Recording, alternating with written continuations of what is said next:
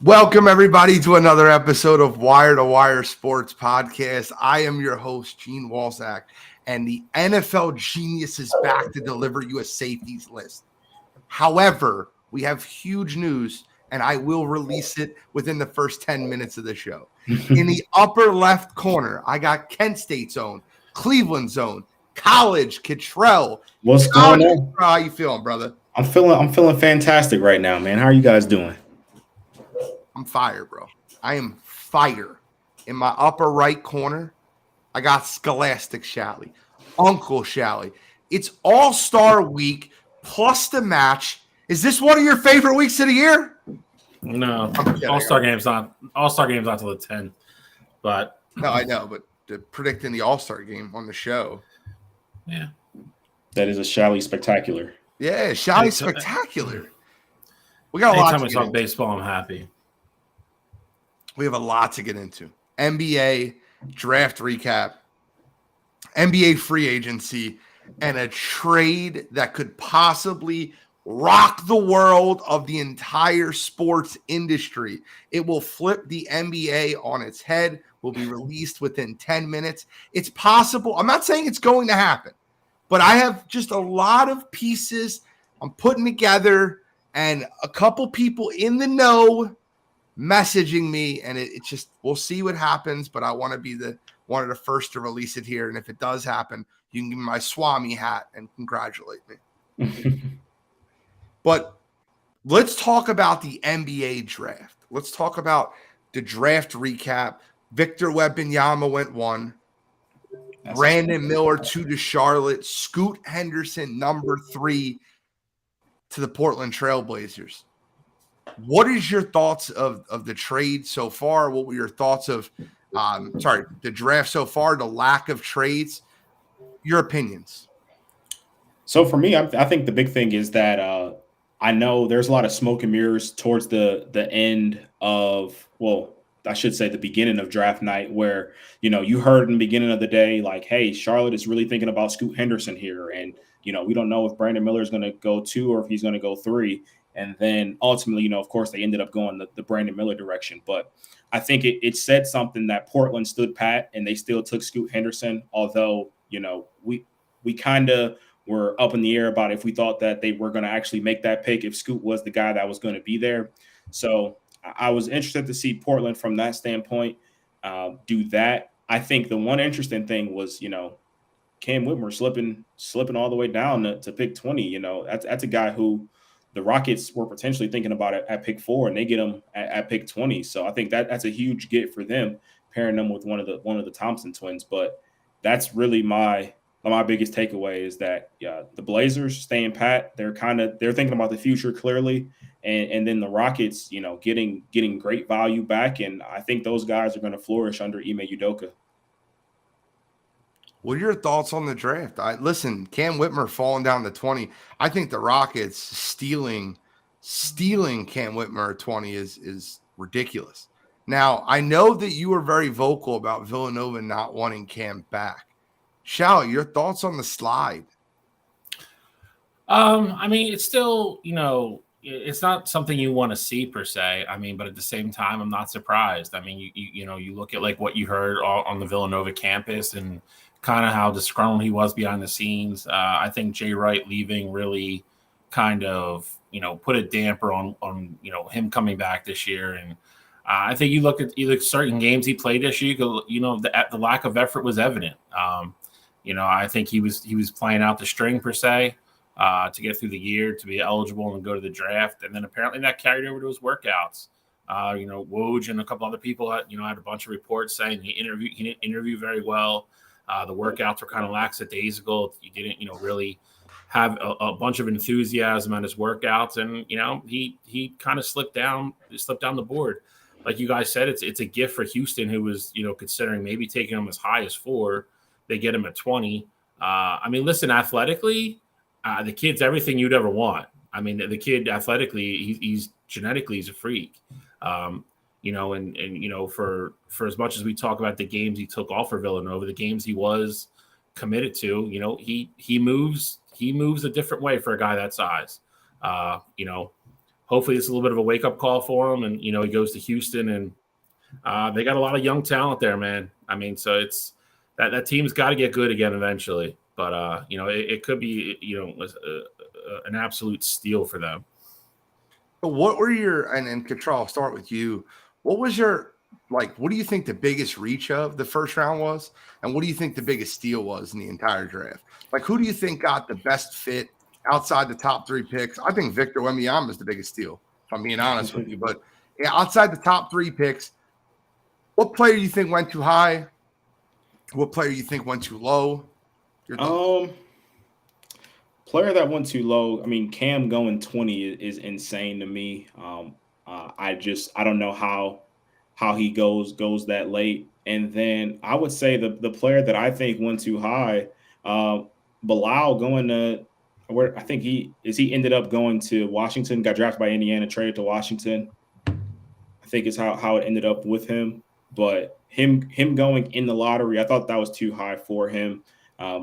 For me, too big of a question mark, too big of a project for me to be considering, taking him at that point, especially when you got a guy like Cam that's, a projected top 5 pick, and he fell right into your lap, and you go that direction. And I get it, teams want their guys, and if they expect someone's not going to be there and they didn't get to work them out or interview them and things like that, that kind of shies away some teams. But I just don't know how you go take Bilal in the lottery.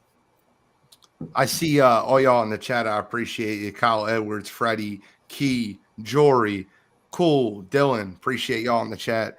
I think, Shally, do you have a big steal in this draft? Somebody you think that maybe went too high? I'll tell you right now, I think Anthony Black was an absolute reach at 6.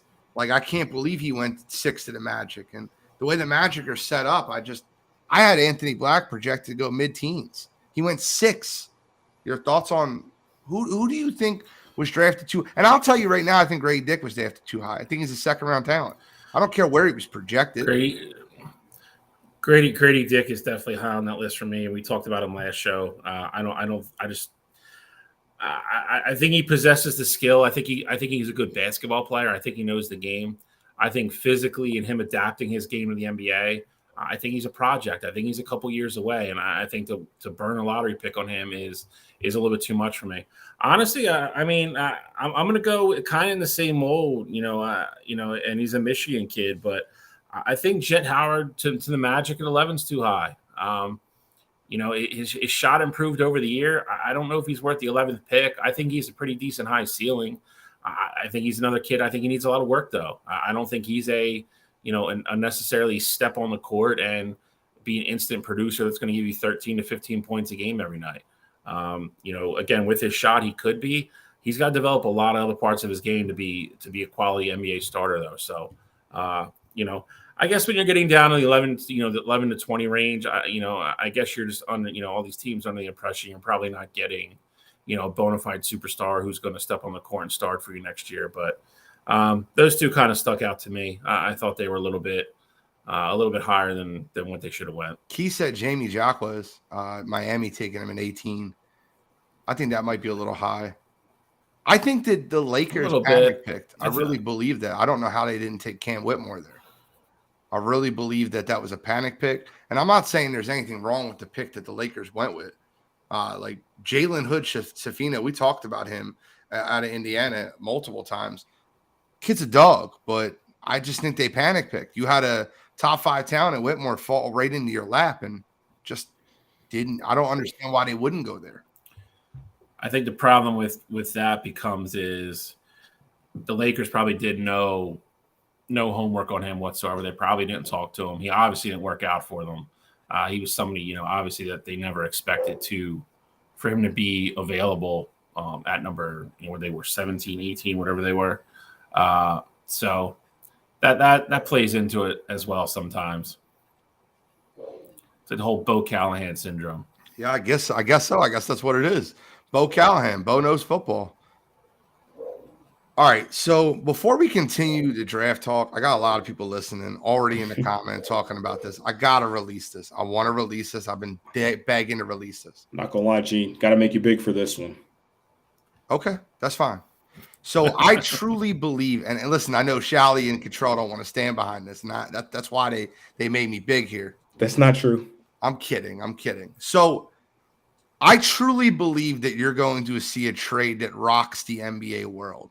Now, Brian Windhorst was on television just 2 days ago saying that he just heard some ridiculous news. There's been absurd talk, and that he can't talk about it. He said, this is something huge, but I hate to spoil it, but I can't talk about it. Then the next day, you hear about LeBron James's home in California being absolutely redone to make his dream house. That's where he wants to retire. He's rebuilding the house, his $39 million mansion, which is absolutely just floored, and they're going to redo it. Here's a piece that slipped through the cracks. LeBron James just upped his security detail in his Akron home to like when he was in Cleveland. I am hearing from reliable sources. Brian Windhorst called me on the phone. I'm kidding. But I'm hearing from reliable sources there could be a major trade in the NBA that would center around LeBron James going back to the Cleveland Cavaliers. Let me just stop and say that one more time. I'm hearing from people in the know that LeBron James could be traded back to the Cleveland Cavaliers within the next 2 weeks. LeBron James back to Cleveland for a package around the Los Angeles Lakers. They did this before. A lot of people don't know this. If you're a Lakers fan, you should. Kobe Bryant was just minutes away from being traded from the Los Angeles Lakers to the Dallas Mavericks in 2007, right before the 08-09 run and the 09-010 run. It looks like the Lakers want to rebuild around Anthony Davis, Austin Reeves, and a young core. And by trading LeBron James to Cleveland and receiving a haul of Darius Garland, Evan Mobley to build around with Anthony Davis could be the thing that allows Los Angeles to rebuild, regenerate their entire team. I want this on record first. I really believe this is going to happen. LeBron back to Cleveland next 2 weeks. Your thoughts? I'm not saying it couldn't happen. I mean, if you look at it logically, if you knock down his house in Cleveland and the rumor is he's spending the summer in Akron, it would make sense why he's beefing up the security in his Akron home. But I mean, from a basketball point of view, if you're the Lakers, it does make sense. I mean, you tried the LeBron experiment. He's not getting any younger, is as great a shape as he keeps himself in. And, you know, you have to give him credit still, the crazy high level that he plays at. At some point, you know, you're going to have to pull the plug on that. And if they saw enough out of Austin Reeves and Anthony Davis this year, like you said, to bring them back and start building around that core, then, I mean, from a basketball point of view, it makes a lot of sense. Plus whatever you're going to get back from Cleveland. I mean, you're going to get, you know, we don't know what that package would, you know, include, but I mean, a Garland, Reeves, Anthony Davis, and I'm assuming there's at least one more piece coming back from Cleveland. I'm like, it's not a bad starting five. So, you know, I part of me thinks it would be cool for him to finish there. I mean, I think he would probably gain somewhat, you know, I think he would get a lot of respect from the haters if this does happen, to finish the story where it started. And I think he would get, you know, a lot of, you know, a decent amount of people back on board that hate him for the decision and all that crap. But I think it'd be a cool end of the story for him. I don't know if he wins another championship at Cleveland, but I think it would be a good ending to his career if he finishes as a Cavalier. Cottrell, your thoughts? Are you here for it? Are you in agreement with it? I think it would have to depend on the package. I'm not giving away Garland, and I'm definitely not giving away Evan Mobley. Now, if there was some kind of way where, you know, you give up Jared Allen and a bunch of draft picks and things like that, maybe you throw in, you know, Imani Bates because he's just the young guy that just got drafted. I'm okay with that, but I'm not. I'm not trading as much as I'm the biggest LeBron guy you probably know. I'm not trading my franchise point guard that we still have locked up, for 5+ years at this point with a good backcourt with Donovan Mitchell. I just don't know if trading it for LeBron at this point in his career would be necessarily worth it. Now, for the right deal, I'm 100% on board with bringing LeBron to Cleveland. Mobley and Garland can't have those guys leave though. Jared Allen, cool with, and whatever young pieces, whatever first rounds, all for it. But you keep a core of Garland, Mitchell, LeBron, Evan Mobley. I don't care who you throw at the 5. I don't care who you have on your bench. I'm good with that lineup against anybody in the league. I feel like it's going to happen, guys. I feel like, and I don't know what the trade details are. All I know is when there's smoke, there's fire. And if someone bulldozes their house in Los Angeles and completely beefs up their security detail, adds armed guards to their house in Ohio, I don't know. Where, you tell me. Brian Windhorst was just on ESPN talking about there's some wild stuff going around that he can't talk about yet. You remember the last time that happened? Donovan Mitchell was shifted to Cleveland. There's 3 things that you can count on in everyday life: death, taxes, and Brian Windhorst having Cavs information. The guy is intel. It makes sense. I mean, like I said, I do kind of agree with Cottrell. I think it makes a lot of sense for the Lakers. I don't know how much sense it makes for the Cavaliers, depending on what they would have to give up. They've done a real good job of getting, they got Spider last year and kind of building this really young team that's kind of set for, a pretty decent sized window here. I don't know how much you're willing to just bulldoze that over now to get LeBron back. I think it's very enticing for, a bunch of numerous reasons. I really do think it would come down to, what the package is going to be that the Lakers want back. And I guess the other question is, all right, so you knocked over his house in LA. Like, I'm assuming LeBron has property somewhere else. Like, but if he's not going to Akron, then where is he going with his family? Well, I'm sure he's got a house in LA. I'm sure he's got another one to go to. The guy's got more money than anybody I've ever seen. I was about to say, I'm sure he has money, even if it is, in the rebuilding stages. He could go get a condo or rent a house or do whatever he pleases, especially in LA. And I'm sure he's got friends that are going to be out of town, on tour. He's friends with everybody, so I'm sure he has plenty of options about places to stay. LeBron and Bronny leading the future of the Cavs. Hey, sign me up. Sign me up. All right, gentlemen. Let's get into free agent talk. Let's get into things that we can expect to see. Friday, 6 p.m., legal tampering is allowed.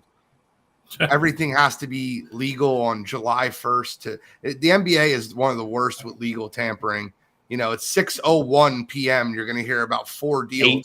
85 deals signed. Yeah, all signed already. But it was legal at 6 o'clock. We just called them immediately, had it ready. But they're the worst at this. They fax back, it's signed, sealed, delivered. So what deals, what players, no free agents, and I'll just start with some of the big ones. Where do you think Draymond Green lands? I think he stays in Golden State. I think, especially with Jordan Poole being out of there now, I think that was a very, kind of subtle.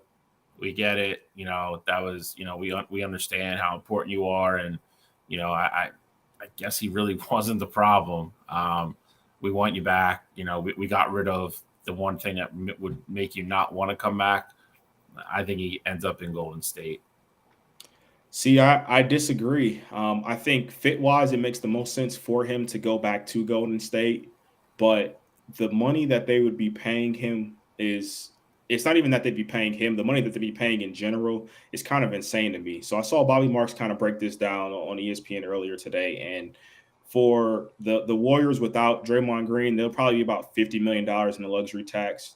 If they sign Draymond Green, no, that not in the luxury tax. That's just what their cap is. Into luxury, they're only like $50 or so million. if they sign Draymond, they're well over $200 million in the luxury cap. And, as great of a player that Draymond is, get whatever money he signs for, he's worth that. I can't say that Draymond Green is worth over $300 million of an investment if you combine together the luxury tax plus what you pay him in his actual contract. So I ultimately think he goes with the Sacramento Kings. I think that's a match that makes a lot of sense for them. They want a veteran piece that's been there before that they can, kind of lean on. Everybody that they have now is young. They got the playoff experience under their belt already, but I think Draymond can go there. He has the familiarity already with Mike Brown being their head coach. And I think that's a move that can make a lot of sense for him. Okay. You did hear about this recently. I will bring this up now because it happened. Draymond's up in Portland right now with Dame Lillard. They're having conversations right now, some non-legal tampering going on with Dame and Draymond Green just hanging out. What do you think the odds are that Dame Lillard stays in Portland and recruits somebody there like Draymond Green? Shall he? God, sorry. I do believe deep down Dame wants to win in Portland. I really do believe that. I just don't think it's going to happen. No, I mean, they've played this. We're kind of half in, we're kind of half out with this limbo BS for too many years now. He's blinked an eye. He's had 2 injury, plagued seasons back-to-back years now, and now he's 33 all of a sudden. The time's running out. He's got to shit or get off the pot here. I mean, Draymond would be nice to add there. That doesn't move the needle for them championship-wise whatsoever. That is not making them a championship contender team if Draymond Green signs there. So, I don't know if it is just friends. I don't know if Draymond's trying to figure out a way to get him to Golden State. I don't know what they're doing. Like you said, it's always just friends hanging out, but they're hanging out next to each other and they're on 2 different cell phones with agents and everybody else trying to get deals together. So, at 6:00, they'll be like, oh yeah, we just called and, we came to terms quickly. But I think Dame gets moved. I don't think Dame's going to get moved right away. I think that deal, I think, is going to be a little more complicated.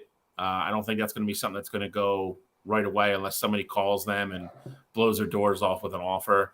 I don't think he plays for Portland again, though. I think he gets traded. And I think Scoot, we said it earlier, I think they held steady and took what the player they think they needed to take there, which was Scoot, who's probably going to be, his replacement and heir apparent. And I think they're just trying to keep it quiet, but I think they're going to trade. I think Dame Lillard's going to get traded.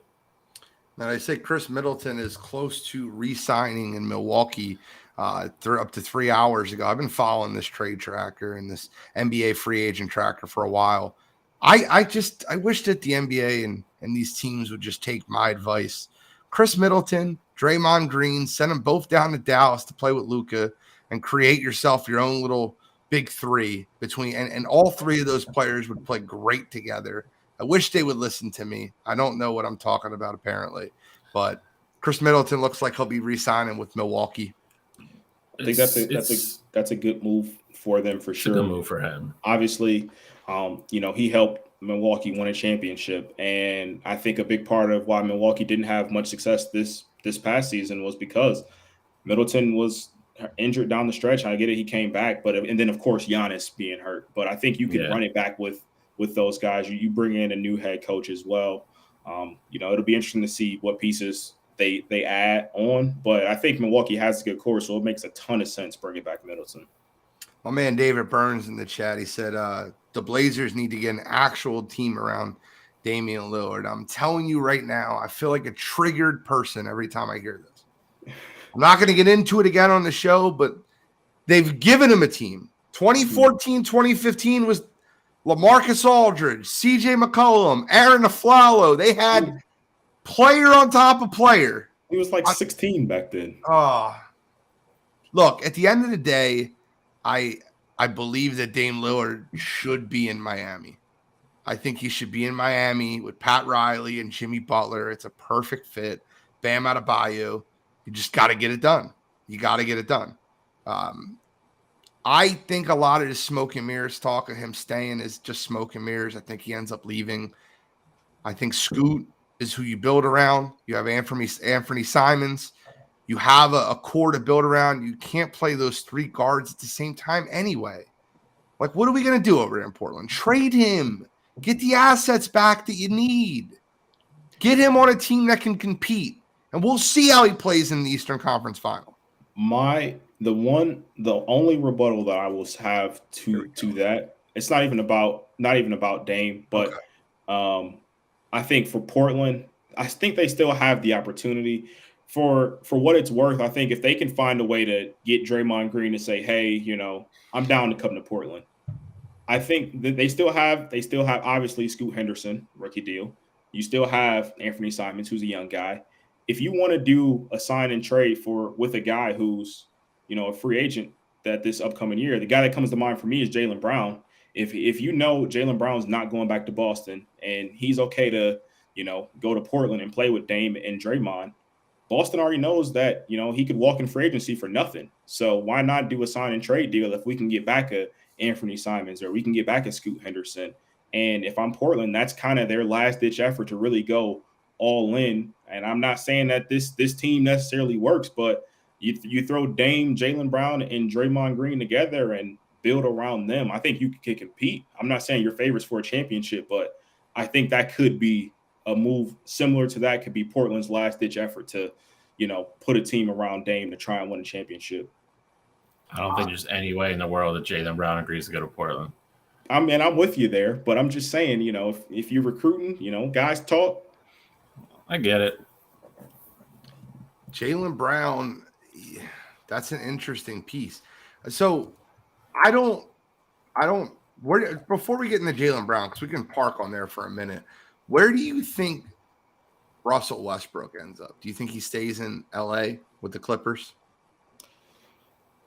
I think Russell Westbrook goes wherever Ty Lue goes. And I get it. There's no job openings right now. Ty Lue's in LA. I think he stays in LA. I think he signs a 1-year deal with there being so much uncertainty about Ty Lue's future there. And I think he kind of just, rides that momentum. And I think he may even take a lesser deal to stay with LA because it's going to be more or less a prove it season. But I think he's shown that he can be successful with Ty Lue. And if he wants to go venture off on his own next season, I think the money will be there because, he'll have a productive season with LA. Shally? Yeah, I mean, I tend to agree with Cottrell. I think he's going to be a little limited on options if he doesn't stay in LA. I think he's going to be one of the second wave guys. I don't think he's going to be anybody that signs quickly when it opens. He's going to kind of be a wait and see guy. So I do agree with Cottrell. I think LA makes the most sense. If he doesn't go there, he's probably going to take a really reduced kind of deal. At a chance of getting a ring and fitting in somewhere else on a team that, is willing to pay him and to be, the guy off the bench. And as long as he's okay with that, then I think he'll have a couple options open up. I mean, it's if you get the Russell Westbrook that you got, in the second half of the year coming off your bench on a team that's not relying on him for 20 a night and, just going to kind of run the offense for 20 minutes with the second unit. I mean, he's a very good pickup if that's where he's at and he's okay with being that. And his level of play stays consistent to, where it was in the second half of the season. But it's, I think I'll have more options than I think the people initially when, their gut reaction when they think about it, probably think he has there's 3 teams that'll sign him. I think he'll have more calls than that. But I think he's going to be a second wave guy. I don't think he will sign quickly. And ultimately, I agree with Cottrell. I think he stays in LA. I think that's the move for him. I mean, you finally find a coach that utilizes you the right way. Right. Russell Westbrook has looked like he was going to be not signed by anybody. Now it looks like he's going to get money just because he found Ty Lue learned how to use him the right way. I'm really interested to see what happens Friday. I just think there's going to be a lot of more pieces moving than what they're laying out for you right now.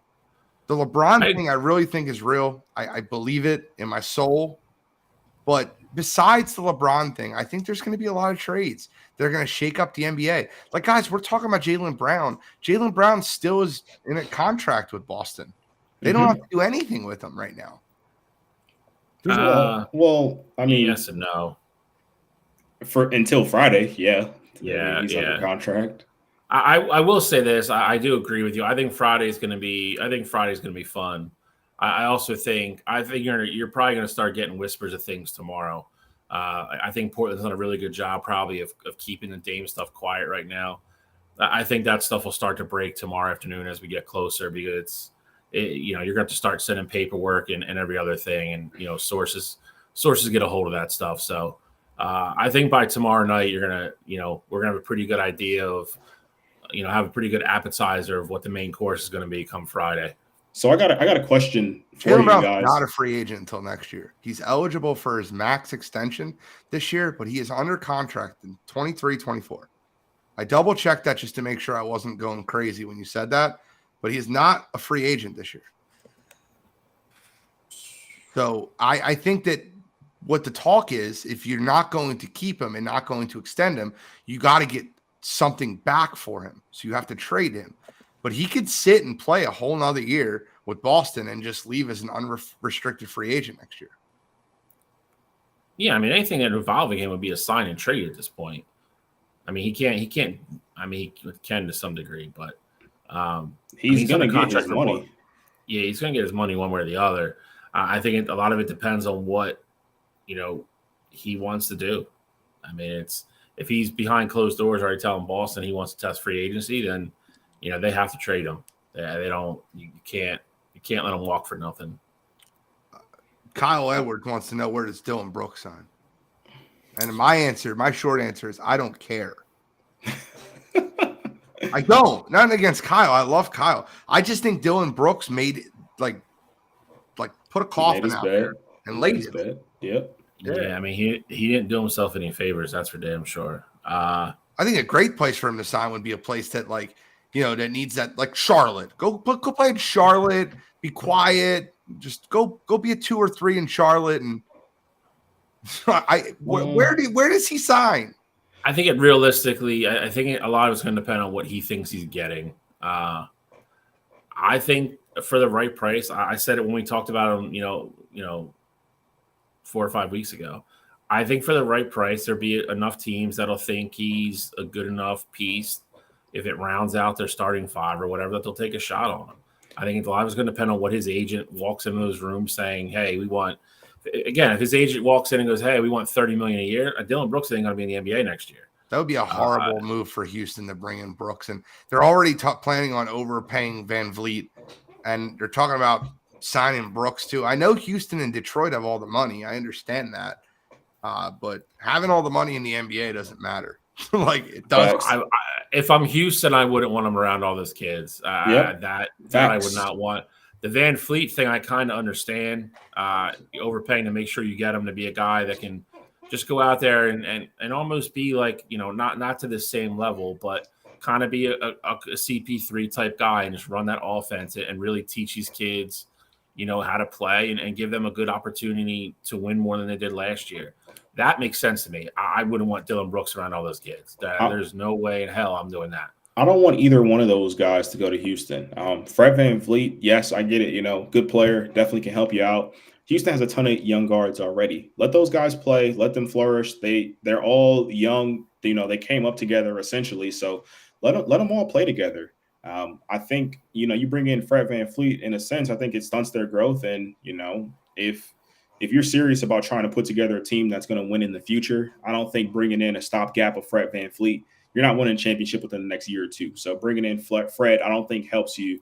And then Dylan Brooks, I wouldn't bring in that guy because you already have – I'm not going to say you have character issues on the team. Kevin Porter Jr. has had his issues, and I get it. He does have some character issues, but you don't want to bring in a guy like Dylan Brooks who's going to talk and, make it cool to be in front of the media talking like that and, then crying and being the victim and things like that. I just don't know if that's a good move for a team with a locker room full of young guys. Well, the big problem is they don't really have a point guard.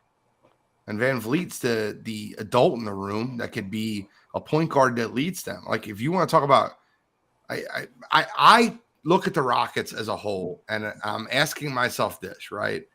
Are you starting Kevin Porter Jr. at point guard? Are you starting Amen Thompson at point guard? Because what essentially you're doing is you have no adult in the room to run the offense. And that's what they're overpaying for Van Fleet.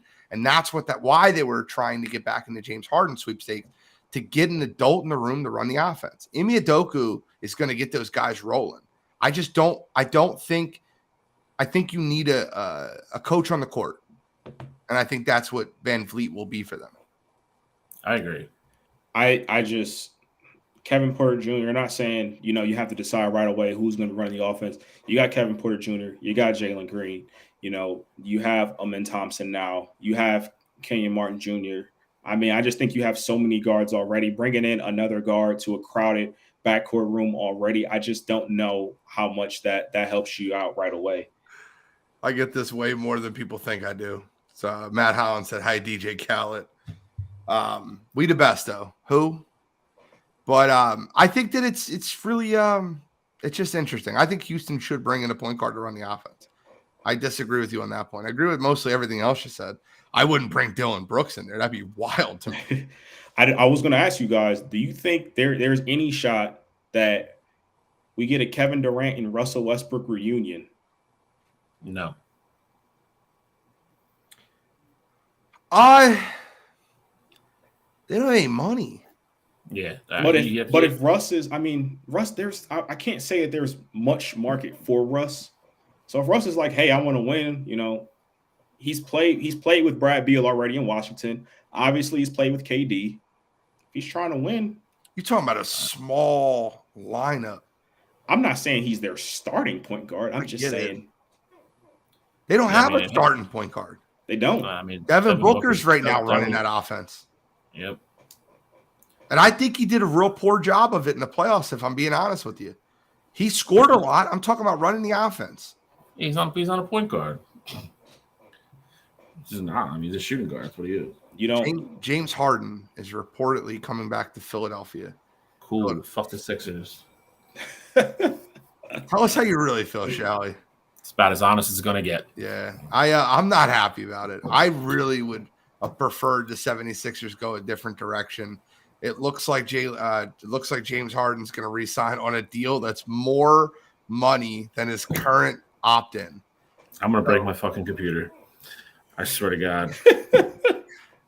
It's bad in Philadelphia. I think that the Philadelphia. Listen, I'm ecstatic because I have nothing to do all winter now because I'm not watching the Sixers and the Flyers are a floating dumpster fire. So I'm not watching them either. I'm gonna watch every damn show there is on Netflix during the winter because I am not watching basketball or hockey. Well, you got to talk sports. You got to watch the other teams. That's why I watch it. I told you. I told you. Flyers are this close to losing me. Sixers, just whatever. We got room on the Cavs bandwagon if you need a new team. If I wanted to suffer through losses, I'll just keep watching the Sixers. I'm not thrilled with what the 76ers are doing. Once again, I need to see the pictures that James Harden has with Daryl Morey. I need to know what they are. It's got to be bad, bad. So he's got to be banging like a baby donkey in a freaking picture. There's no reason. There's no other logical explanation to continue to give this man this amount of money. He's 34. He could barely run. Let's give him $40 million so we can watch him and JoJo play on a carousel and play pick and roll, and everybody just stand there. I mean, you're not wrong. I will say this, and this is something. Ruin my day. It's ruined my goddamn day. That's fine. I will say this. I think that myself, Bill, or Cottrell, with zero front office experience, could have ran the 76ers better for the last 8 years than Brian Colangelo, Elton Brand, and now I'm not going to say Daryl Morey because I don't know what Daryl Morey was really given. I think Sam Hinkie set them up I think it would have been the most desirable job in all of sports. They had 2 number 1 picks. They had 2 number 3 picks. They had a number 6 pick. They had a plethora of draft capital, and they ended up with Joel Embiid, Markelle Fultz, Ben Simmons, Jahlil Okafor, Nerlens Noel. You can't do worse than that. You can't do worse than that. I mean, you kind of. I mean, if this really happens, I mean, you kind of have to throw more into it now. Like he could have gotten away from it now. I just, man, whatever. It is amazing to me that we're gonna have Joel Embiid for like 10 years of his prime, and we're never gonna win a championship with him. It's unbelievable. I think it'd be interesting to see what other people. Obviously, you bring back James Harden. We're done. You're not moving the needle forward, but I'd be interested to see. No, that was my whole gripe with it before. I don't know. We're done though. Unless you could trade Toby, like you are literally going into the season with the same exact team as last year. You'd have to make a great deal for Toby, and Daryl Morey is I don't know who his drug dealer is, but he's got somebody down. Oh my God, Grom said it. We talked about this morning. Zaire Smith over Mikal Bridges. That's another move. Like it's 70 control. I'm not kidding with you. I could put a 4-year-old next to a board and have them push buttons and do better than what the 76ers did. We could use the cat that pushes the ball down the stairs into the baskets to pick the winners of the finals. They would have done better than what the GMs of the Sixers have done. I can't understand. By just absolute luck, they would have made it better. Better pick. The worst part is that Daryl Morey obviously right now is shopping Toby. I just don't know if teams are going to take the Sixers serious in the trade market, if the reported asking price is really Jared Allen, Evan Mobley, and a first-round pick just for Tobias Harris. Like, I don't know how other teams would hear that. But see, the part that blows my mind even more is why do you want those two pieces? That is even crazier. Like, what's Jared Allen going to do for you? Be a good backup center? Like, that's what we're worried about? $100 million that's going to put us over the top. A backup center. What are we doing? I listen, I know Evan Mobley is a star in the making, and I understand that, but like he's not good enough to stick these strong fours. He's just not. He's a very good player. He's just not.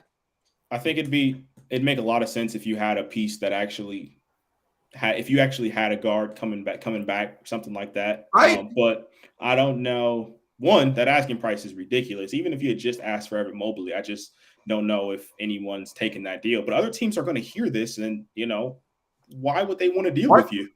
I just don't understand even the long-term thinking of it. You're going to have to, at some point within James' contract, you're going to extend Maxey, which will put you to you'll go right back to 3 max players at that point. You could have got away from James this year. If you had to eat Toby for one more year, you still could have brought somebody else in. You have Toby coming off the books after this year. You bring somebody back, whoever the new person would have been, extend Maxey, and it's just a completely different team. Like they have to pivot away from this group, and they're not doing it. Like you're literally just being like stubborn and be like, nope, like we are determined that like this is the group that's going to win with us, that we're going to win with, and they're just not. If he signs a 3-year deal, I can't imagine what he's going to look like in 3 years. Like it is going to be terrible. Like the dude's going to need a walker. I don't know how you could watch Game 7.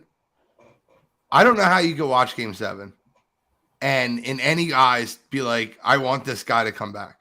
That was the worst performance I've ever seen from a point guard in the history of the NBA than what he did in Game 7. I'm dead serious. I'm not kidding with you. If you go watch Game 7, you would think that we were watching the replacements and it was the kicker that owed the mob money.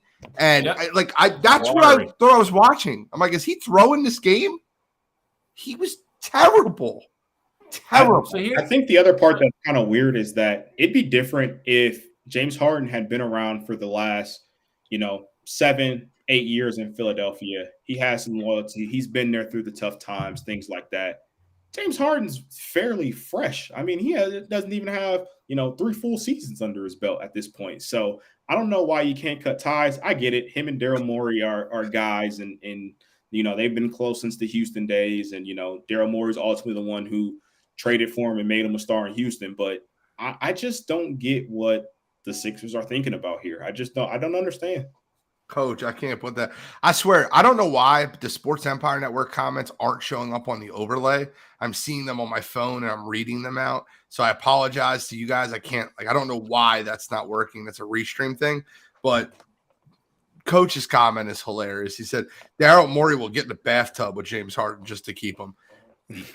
He's wrong. He's not wrong. He's not wrong. It's we knew that was coming though. Daryl Morey had a huge poster of him.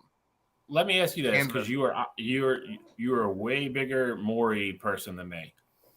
They go out in the second round again this year. You got a new coach. You're not firing him. Like, who's being held responsible for the shit show this year? Well, I said it at the end of last year. If the 76ers bring back James Harden and Joel Embiid and Tyrese Maxey and they try to run it back, I'm basically done with the team. I'm still going to root for them. I won't pick a different team.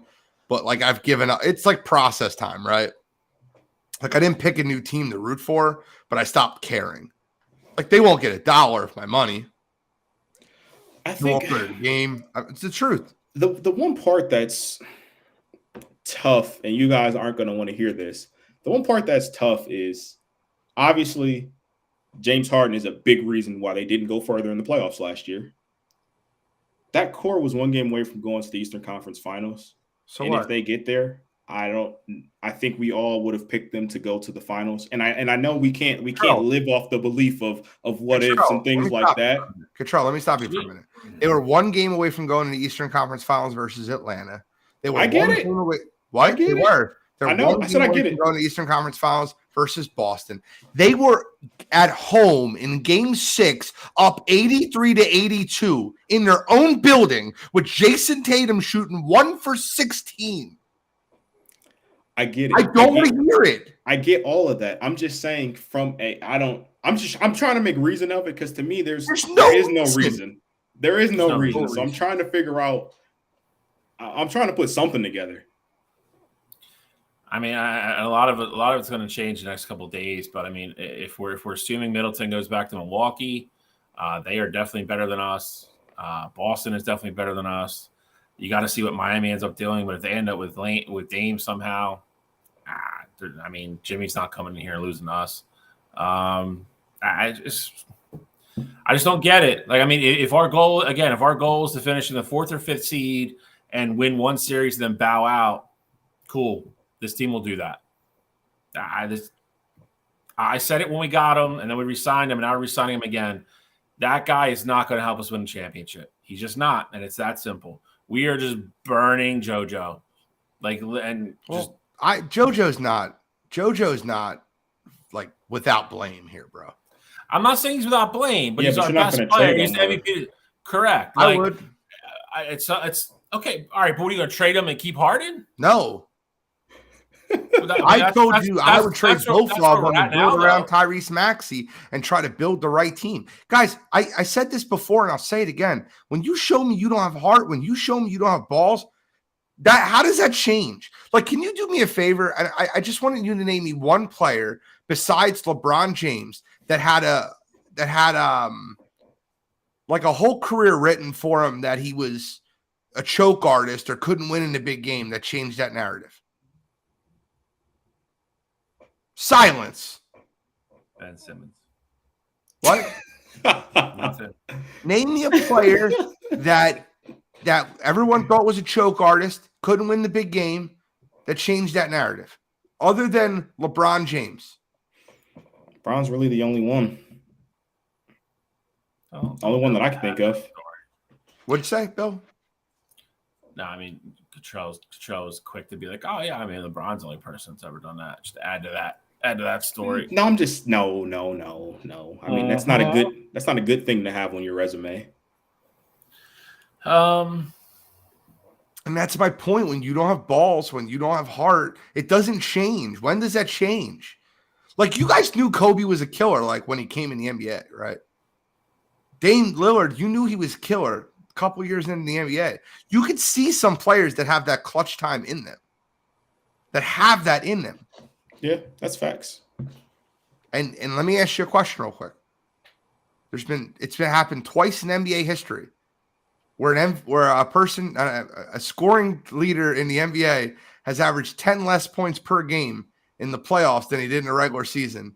And both times it was done by Joel Embiid. I did know that. Wild statement. Anything else for NBA free agency? Like any hot places you think we got to kind of move forward? We got our MLB All-Star team. We got our safeties list coming up. Yep. Anything else that you guys want to add for NBA free agency? Any ticket number? Any person you think goes somewhere? Not necessarily that I think goes somewhere, but I think one of those pieces, a couple of those pieces that I think can be helpful for a championship team, depending on where they go. One is Dante DiVincenzo. I think he's a great piece if you can get him at the right price. Come off your second unit, be a guy that has great defense. Obviously, can shoot the ball well as well. I've been hearing a lot of people think that it makes sense for him to go back to New York and join those Villanova boys in Brunson and Hart. I think that'd be a pretty cool place for him to go.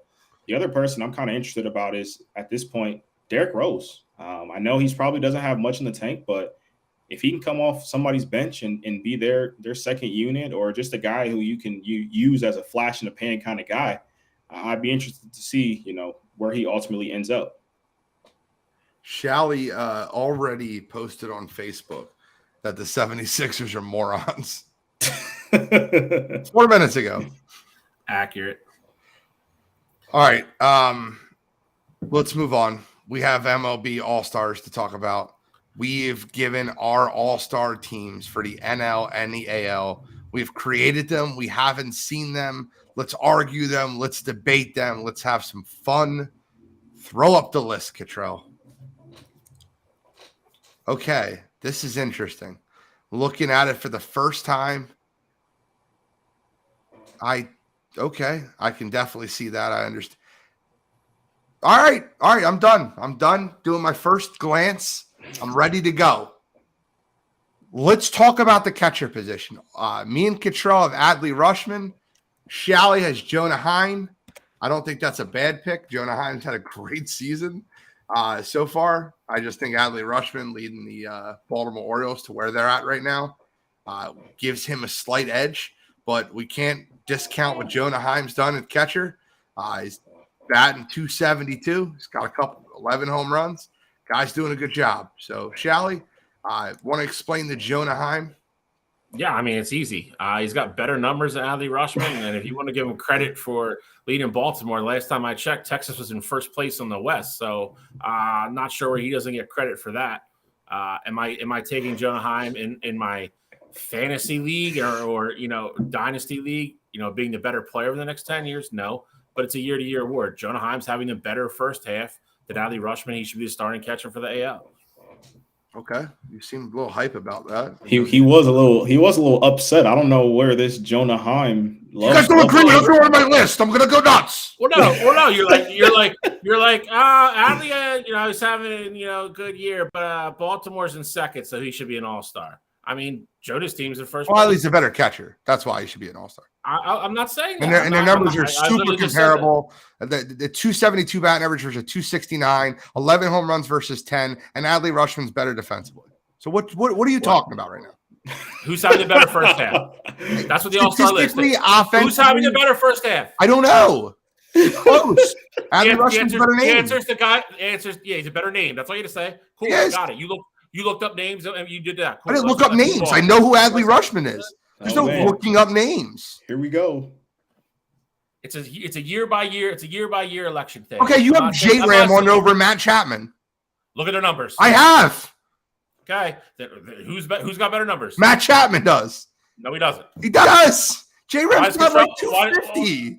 No, he's not. Why does Cottrell have him on his list? Because Cottrell's a homer.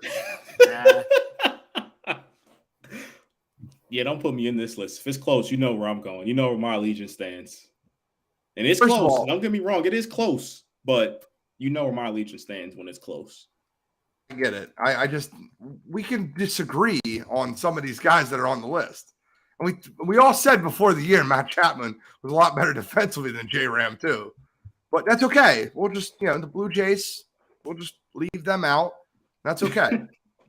Hey, I got a Blue Jay up there. And we all have Yandy Diaz and Marcus Semien. So that's good. We can all agree there. I don't know where I think that your Bo Bichette one on there. I love Bo. Bo knows baseball, but it might be a little Corey Seager hate. Might be. It's Yeah, not. I mean, It's. that's equally back. If Shohei's not playing, Corey Seager's probably your AL MVP. I right will say. I was doing my research, and for whatever reason, Corey Seager's name did not pop up in the batting leaders. Didn't realize he's batting 345. now. He is a He's batting clear. 350. He is a clear omission here. And had I known that information, Corey Seager would be my starting shortstop. But I don't want to take away from Bo. Bo's having an incredible year, and Bo's one of my guys. You know, I love the Blue Jays roster as a whole. So I still want Bo on the team, but Bo would be my backup. I will say that now. That's a straight snub for Corey Seager from Cottrell. He pulled the Mark Jackson. He goes, I forgot him off the roster. Joking. He didn't pop up in my Google search. Bo Bichette it is. Hey, Straight I guess snub. Corey's got to play some more games to be on the league leaders list. Oh, man. Me and Cottrell have the same outfield. Shalley's got Luis Robert, who's a singles machine. Definitely should be on this list. He's definitely going to make the team. I think Luis Robert actually replaces Aaron Judge when Aaron Judge goes out for injury. But the run differential for the Yankees when Aaron Judge is in the lineup versus not in the lineup is just too absurd for me to overlook that. Randy Arozarena 100% deserves to be on this list. And it's shocking that you're the only one that doesn't have Mike Trout on your list. Yeah, he's freaking hitting 253. There's Hey, no bigger Mike Trout fan. He's hitting bombs, though. His OPS is down. His slugging's down. There's other guys that are just having better. I mean, I try to stay consistent with it. I mean, there's no bigger Mike Trout, fan and banner waiver than me. There's just other guys that are having better years. There's no way you can't take Arozarena. I would have put Judge if he played more games, and I didn't put him on here simply because he's not going to play anyway. Yeah, so correct. That's why I went with Robert. Jordan's probably going to be iffy, but Jordan's having a better year. There's just guys that are Jordan and Trout are very comparable years. Yes, Jordan's batting 18 points higher. Yeah. Trout's a lot better defensively, and he strikes out a million times less than Jordan does right now. Trout's up in like the 90s this year, dude. That's part of the reason why he's struggling. I don't know where Jordan's at. I'm just saying he's having very minus the home runs and the RBIs. Everything else is not real good for Mike right now. RJ says, let's get Shalley a Harden jersey.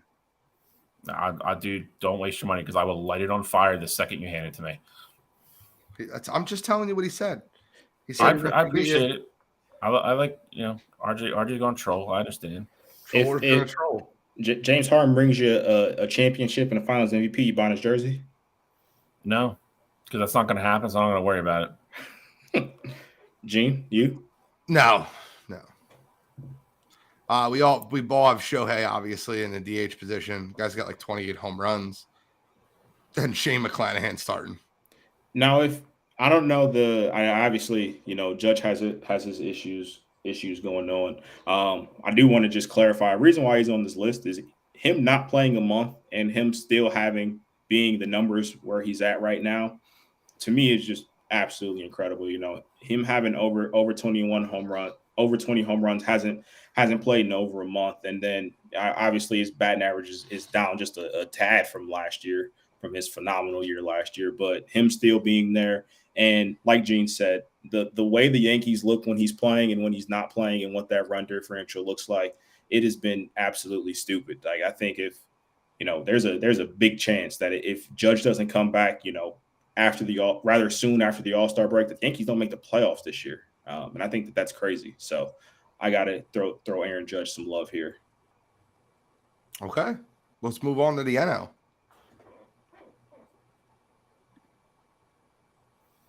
Oh, my God. Oh, what just happened there? Oh. That's actually pretty cool. Let's do that. I'm just kidding. Now we're not on the screen at all. Come on. There we go. All right. So quick look through. We all have the same catcher, first baseman, and second baseman. Oh, man. For a guy that's really about the numbers and really about, come on, Shalley. The Frankie pick, they want to run him out of town. The Mets are on a tailspin. Orlando is better at everything. The only reason I pick him is he played like 42 games. You got to be on the 39. goddamn 39. There you go. 49. Sorry. 49. All right. So he still missed over 30 games. That's the reason I didn't pick him. And I will say, and Billy Cunningham can verify, this was the last goddamn thing I filled in on either one of my rosters. I went back and forth about it. I went with Frankie just because he's playing. You can't play half the first half of me an all-star. You just can't do it. Sorry. Not on my list. Got to be on the field. I get it. We all have Acuna, Betts, and Corbin Carroll. And no. Shalley's got Castellanos over Betts. And I don't disagree with that, by the way. I have Castellanos as my DH. I kind of bended the rules a little bit and put a DH position player in a DH role. And I'm okay with that. I'm all right with that. Corbin Carroll has been absolutely unbelievable for Arizona. Let's talk about third base. Let's talk about Arenado and Austin Riley. I'm the only one that had Austin Riley on the list. Your thoughts? You guys think that I'm crazy? I have like 100 Atlanta Braves. Like my goal. I was going to say, I was making the graphic and I was like, whoa, did Gene come a Braves fan on me? No, it's just the best team in baseball. No, yeah. I mean, I 100% understand that, and I appreciate the non-biasness with you being a Phillies fan, but I was very surprised to see you having that many Braves on the list. No, they're the best team in baseball. That's not even close. And then Michael Harris isn't on this. Like there's so many players on that team. Their team is stacked. They're very good. I mean, I love how we all went with a different starting pitcher. And I love it. All of them are really good. Really good choice. I will tell you this. I ended up picking Clayton right before I did shortstop. Starting pitcher for the National League was the hardest thing for me to fill out. I mean, across the board, because I almost had Gallen, Elder. I was down to like 5 guys and I couldn't get away from 5 guys. And I was like, screw it. I'm just going with Clayton because I just went with ERA and everything else. It'd be cool to watch the old guys start one more game. That's literally why I picked it. I'm fine with Zach Gallen. I'm fine with Bryce Elder. And if Strider, I'll tell you right now, Spencer Strider, if he didn't have 2 games where he stunk in the middle of the year, he'd probably have better numbers than all of them together. So there was a lot of people that could have been the starting pitcher for the NL. I think AL was a little bit more cut and dry. AL was definitely more cut and dry. We all had McClanahan. Are we going to get more into like the bench and stuff later on? Yeah, this is just for the starters. They're going to announce the starters. Starters going to announce Friday. Okay, so I mean, I kind of do want to ask, biggest, like, who was the hardest person to leave off your list just because somebody was having an incredible year? I had to figure out a way to leave. And I'll tell you right now, I don't have Frankie Lindor as my second shortstop in the NL. I have Dansby Swanson second. So I have it Orlando Arcia, then Dansby Swanson, and Frankie being a distant third. The hardest person to leave off my list was not starting Nick Castellanos. But I've been watching in the outfield. And like I had to figure out a way to kind of like connive him into the lineup. It's tough for me to do that. It's also tough for me to, although he deserves it, to start Sean Murphy over JT because I'd rather have JT. JT's had a tough April and half of May. He's picked it up recently, but he's still the best catcher. He's still a better catcher in my opinion. Yeah, I mean, if you look at second half of May and June, he's been on par with Sean Murphy and Will Smith. But I mean, they had better starts to the year, and I mean that's why they're going to get the nods. I think JT they usually take 3 catchers, so JT will probably be the 3rd catcher. I'll tell you right now, the kid from Arizona was in consideration for shortstop too. His name is escaping me right now, but he's having a hell of a year as well. I already told you how that was the hardest one for me. And then obviously, just trying to be unbiased, but leaving Mikey off the American League list was not easy. But I mean, I think it was justified this year. What was the toughest one for you, Contrell? The toughest one, I don't know necessarily if I had a tough one. One name that a guy who I love would be Vlad Guerrero Jr. Obviously, I think Diaz deserves it more this year, but just not having Vladdy as that starting first baseman was kind of tough for me to do. But not because he deserves it, but just because it's one of my guys, and also I think he still does. I think he still does make the roster, but not being able to start him was the one. I think Luis Robert was my hardest one. I had to go back and just that's my hardest one in the AL. I really wanted to start him. Speaking of Luis Reyes, man, guy's batting 400 still. He's at 399 right now. Well, depending on what he did tonight, I don't know. If he has a hit, he's probably 400. I'm pretty sure he was 399 coming in. At what point do you think there's a legit chance that he goes 400 the entire season? He's got to get, and it sounds crazy because it's like 2 more months, but not even 2 more months. If he can get into August, he's got a shot because the swings aren't as great. You'll have enough at bats that if you do have 2 bad games in a row, you won't drop 10 points and kind of like, just be screwed about like ever getting back to 400. If he get in like the beginning of August, then I think it gets real interesting. But then September's tough, man. Dog days of September are not easy. When you start playing game like 135, 140, you're tired, bats heavy. I mean, we'll see. I mean, I think it'll be fun. I mean, I hope he gets there. I mean, because that'll be, that'll kind of be like the home run chase, back with McGuire and Sosa. Like, I mean, they'll be cutting in for all of his at bats to see if he can do it. I mean, it'd be a really cool thing to see because obviously, even my old ass wasn't alive when Ted Williams did it. So, that is definitely a number I never thought we would see broken. So, I definitely don't want to see it. I said this today.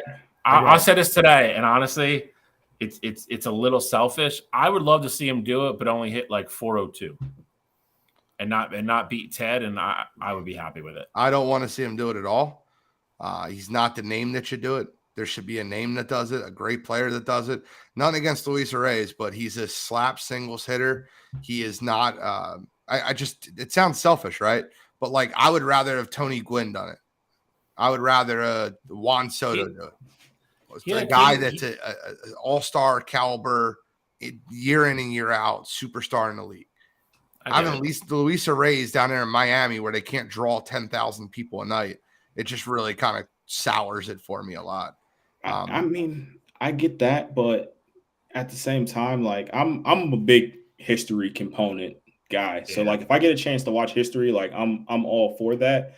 And even if he went 400 on the nose, like I'm completely fine with that. Like that's still crazy to say that we watched it. And there's been guys who have been, slap singles guys. Like, we've seen Ichiro and he hasn't been able to do it. And we've seen other great hitters who, just been singles guys not be able to do it. So I think this is still like Ichiro insane. Wasn't. I get it. He's more. He has more than. Yeah, I get it. He had more, but Ichiro's just fast guy. If it gets down the infield and it's in the wrong spot, Ichiro's getting on base. That's more so what I meant with that. Obviously, Ichiro had more power. Ichiro doing it would be cool. Tony Gwynn had a decent run at it the 1 year. George Brett, I think, had a really good run at it 1 year.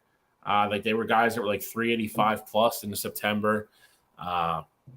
You just have that one bad week though, man. It just sinks you, and it's baseball so hard. It's so hard. So I want to just shout out Cool for a minute. One of the guys from Sports Empire Network.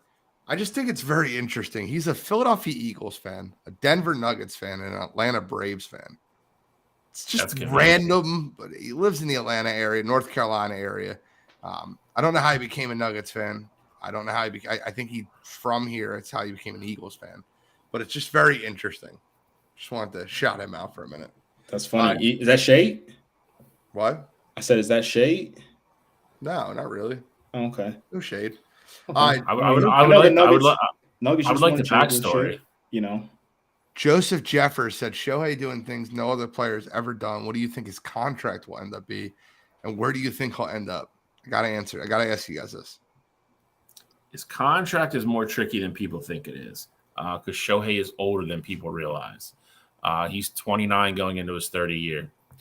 I think he's going to get a 6 or 7 year deal, but it's probably going to be worth $55 million a pop.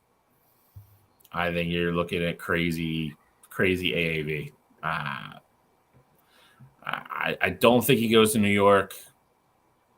I hate saying the Dodgers, but I really just feel like that's where he's going to freaking go. I don't think there's any shot he stays in Anaheim, even though it looks like they're probably going to make the playoffs, which is crazy. Isn't it?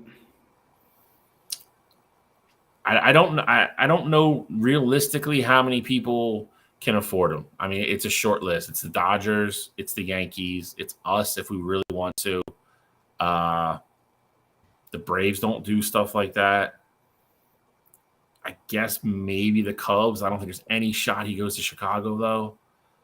I don't know. I don't know. Am I missing somebody, Gene? I'm trying to think. I guess maybe Boston, but I can't see him going up there.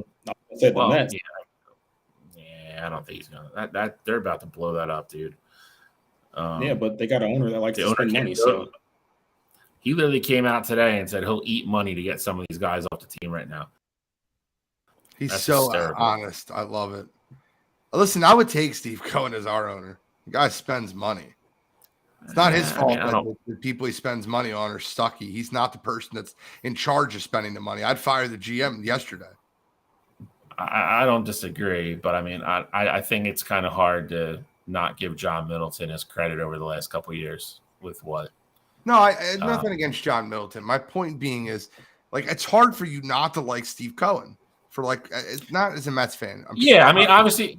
I know what you mean. Yeah, I mean, if he was the Phillies owner, yeah, I would be ecstatic he was their owner. I get what you're saying completely. Like, he's a no-nonsense, wants to win at all costs, and he actually means it. Not like, hey, we're going to do this, and when it comes time to write the check, and he's like, yeah, we're not signing that guy. And he's like, okay, like, how much do you want? It's I understand what you're saying. I don't disagree with that either. If you're a Mets fan, you have to be happy that he's the owner of your ball club. I have no idea what the ultimate number looks like for Shohei. I guess my question would be, is there, barring injury, is there any way Shohei doesn't win MVP this year? No, there's no way. No, it's gonna. It's like, is it already locked up at this point? Yes. Like, I think he's minus 2,100 or something already. Yeah, it has to be stupid because I mean he'd have to fall off a cliff essentially. He would. I mean, he would have to get hurt. So the way it happens. I think it's crazy too that the Angels are. I know we just talked about it last week. There's just so many random teams right now. It feels like I got a sleeper team that can sign Shohei. I wanted to at least put that out there. Where's his best friend playing? I said Boston. I don't think Boston will do it. I don't think he'll go to Boston. I don't know why. I don't think he's going to. I don't think he was a play up there. Why? He's talked about it before that he likes playing in warm weather. He's not going to go to Boston where in March and April you're playing in 40-degree weather at night, and then come September, October you're playing in freaking 20-degree weather. I'm gonna tell you something right now. That is the new baseball heaven, and I hate saying it as a Philadelphia Phillies fan, but like Fenway Park, that whole setup, Boston, that's heaven. Fenway Park's great. There's nothing new with Fenway Park. Fenway Park is an absolute. It's I don't know. It's a masterpiece. You got a recruiter up there too. You do. I'm just again. Boston has kind of shied away from those deals the last couple of years, though. I know they've definitely been very. He's not making crazy money. You know, they let Bogarts walk. I don't think they're going to get into that bidding war of paying him $50 million a year because that's honestly where I think it's gonna take at least that to sign him. Doesn't look like a bad deal letting Bogarts walk so far. I mean, we kind of get that though after every. I don't disagree with that. It seems like that first year being somewhere new, at least it seems like players have been struggling. So we got to see the long term of that deal. Yeah, I mean the problem with the long term with that is you got Machado coming up, Soto's up after next year. There's apparently all kinds of turmoil in that clubhouse right now. So you got a lot of big personalities in that clubhouse right now, with probably a lot of things to say. And, we've seen it in the past before too, between Manny and Tatis. Manny doesn't put up with any BS. So he's, kind of leader of that team. And I think there's a lot of strife. I mean, it's being publicly reported now. So I wouldn't be surprised if somebody from there gets moved as well. I got to at least say this. I don't think you can tell me a 2 through 6 that you'd rather have in baseball than what the San Diego Padres have flexed this year. Going from Tatis, Soto, Machado, Bogarts to Cronenworth. None of them are performing to their own standards. None of them. Yeah, I mean, Soto's coming around a little bit. He's been batting Tatis has been good since he came back, but he's still getting those big jumps because he's having a lot of at-bats yet. Machado's been off. He's been hurt, though, too. Cronenworth's having an awful year, and Bogarts hasn't been good. I mean, I think, I've talked about it. I know Gene's mentioned on the show. I think when you pick up your life and move it somewhere, and you're looking at Bogarts, and then even with the Phillies with Trey Turner, they literally went coast to coast. It's a lot, man. I mean, I think it's until you really get comfortable and get used to playing in a different ballpark 81 times a year and all that. I just think it takes time. I really do. I mean, there's just too many instances where, superstars like bona fide, just absolute great players get traded in the first year. They're somewhere, they're way off, and in the second year they bounce right back like nothing happened. I just think there's something to it. You're uprooting your family, your kids, everything. I just think it's a lot. It's fair. Well, let's talk about the match, because I want to get into the match before I want to end with NFL safeties. I want to talk about the match as a whole. Shally, why don't you start us off, break down the match? We got a little Kansas City Chiefs versus Golden State Warriors action. You have the two golden childs in both their sports over the last 5 years, Patrick Mahomes and Steph Curry, and their best friends. So it's going to be, I think this is the first year where no pro has been involved at all, too. So that'll be a little interesting. They're going to play at the Wynn course where Brooks and DeChambeau played last year. It's only a 12-hole course, but it's at the Wynn Resort in Las Vegas, right on the Strip. And it's going to, like Gene said, it's going to be Klay Thompson and Steph Curry versus Kelsey and Patrick Mahomes. I don't know much about Klay Thompson's golf game. I don't know much about Travis Kelce's golf game. So I know Steph's the better player between him and Patrick, and it's not relatively close. Steph's actually, almost a scratch golfer. I think it'll be entertaining. I do think you'll see a decent amount of trash talk in this one, with them all being athletes and them not have to worry about embarrassing themselves in front of a pro or anything like that. So I do think this will be one of the more entertaining ones because, like I said, it's just all players. I think they're going to be out there. I think they're going to shoot the shit and they're going to go play golf. I'm going to pick Steph and Klay because Steph is, like I said, by far the best golfer that's going to be on the course, and I'll go with the best golfer. Didn't last year, wasn't it Josh Allen and Patrick Mahomes versus Tom Brady and Aaron Rodgers? Wasn't that a match? I don't think it was last year. I think it was the one before that. But that was no professional was in there. Yeah, no pro. Because I know DeChambeau and Koepka, they did that during the whole feud thing, which was awesome. I think it's entertaining to know that you can watch some of these guys that you think are invincible, and then they're absolutely not on the golf course. I watch Tom Brady. I'm like, Tom Brady's going to make this putt because he's Tom Brady, and he doesn't. Nope. No. Golf is golf, much like baseball, is a very humbling sport. It's a very humbling sport. You get humbled very quickly on a golf course. So you're going with Steph and Klay? I am. I've seen Patrick play a little bit. I mean, Travis could be an ace, and I don't know. And if that's the case, then I might have egg on my face. But to my knowledge, from what I know, I've seen very small clips of Klay. Was not encouraging. But Steph is, to my knowledge, the most accomplished golfer that's going to be playing. So they're heavy favorites. Minus 265. That's actually, I know you can bet on everything, but that's kind of wild that you could bet on this. Travis Kelce and Patrick Mahomes are plus 225 underdogs.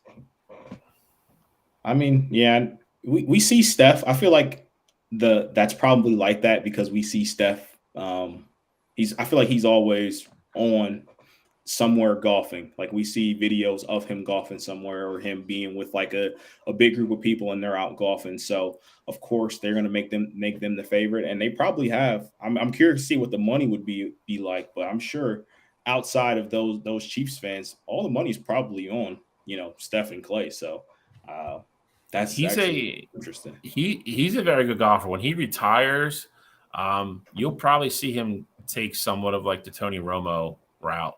I think you'll see him try to actually qualify for some PGAs and US Opens and stuff. He's a very good golfer.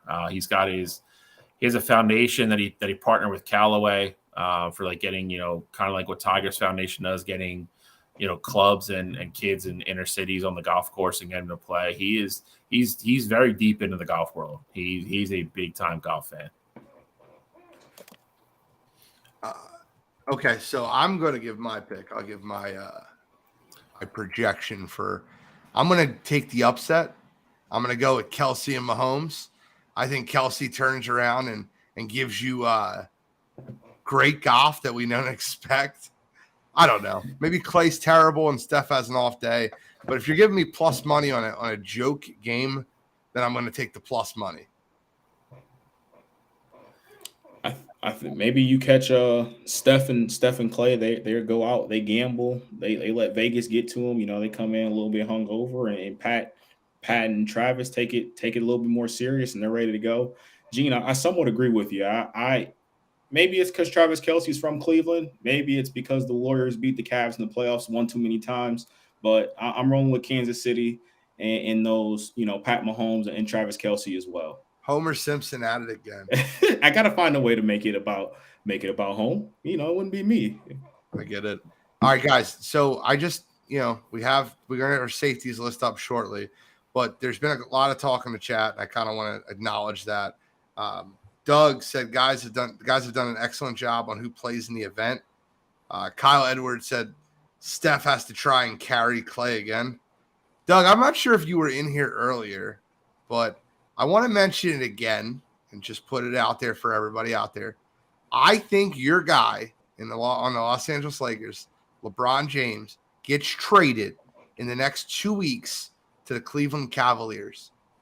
So I don't know if you have any comments on that, any thoughts. I just wanted to – I seen you just check in, Doug. Me and Doug are also planning on – we're talking, preliminary stages. We'll see what happens. Planning on doing an Eagles-Cowboys show. Doug is a notorious Cowboys fan. Obviously, I'm an Eagles fan.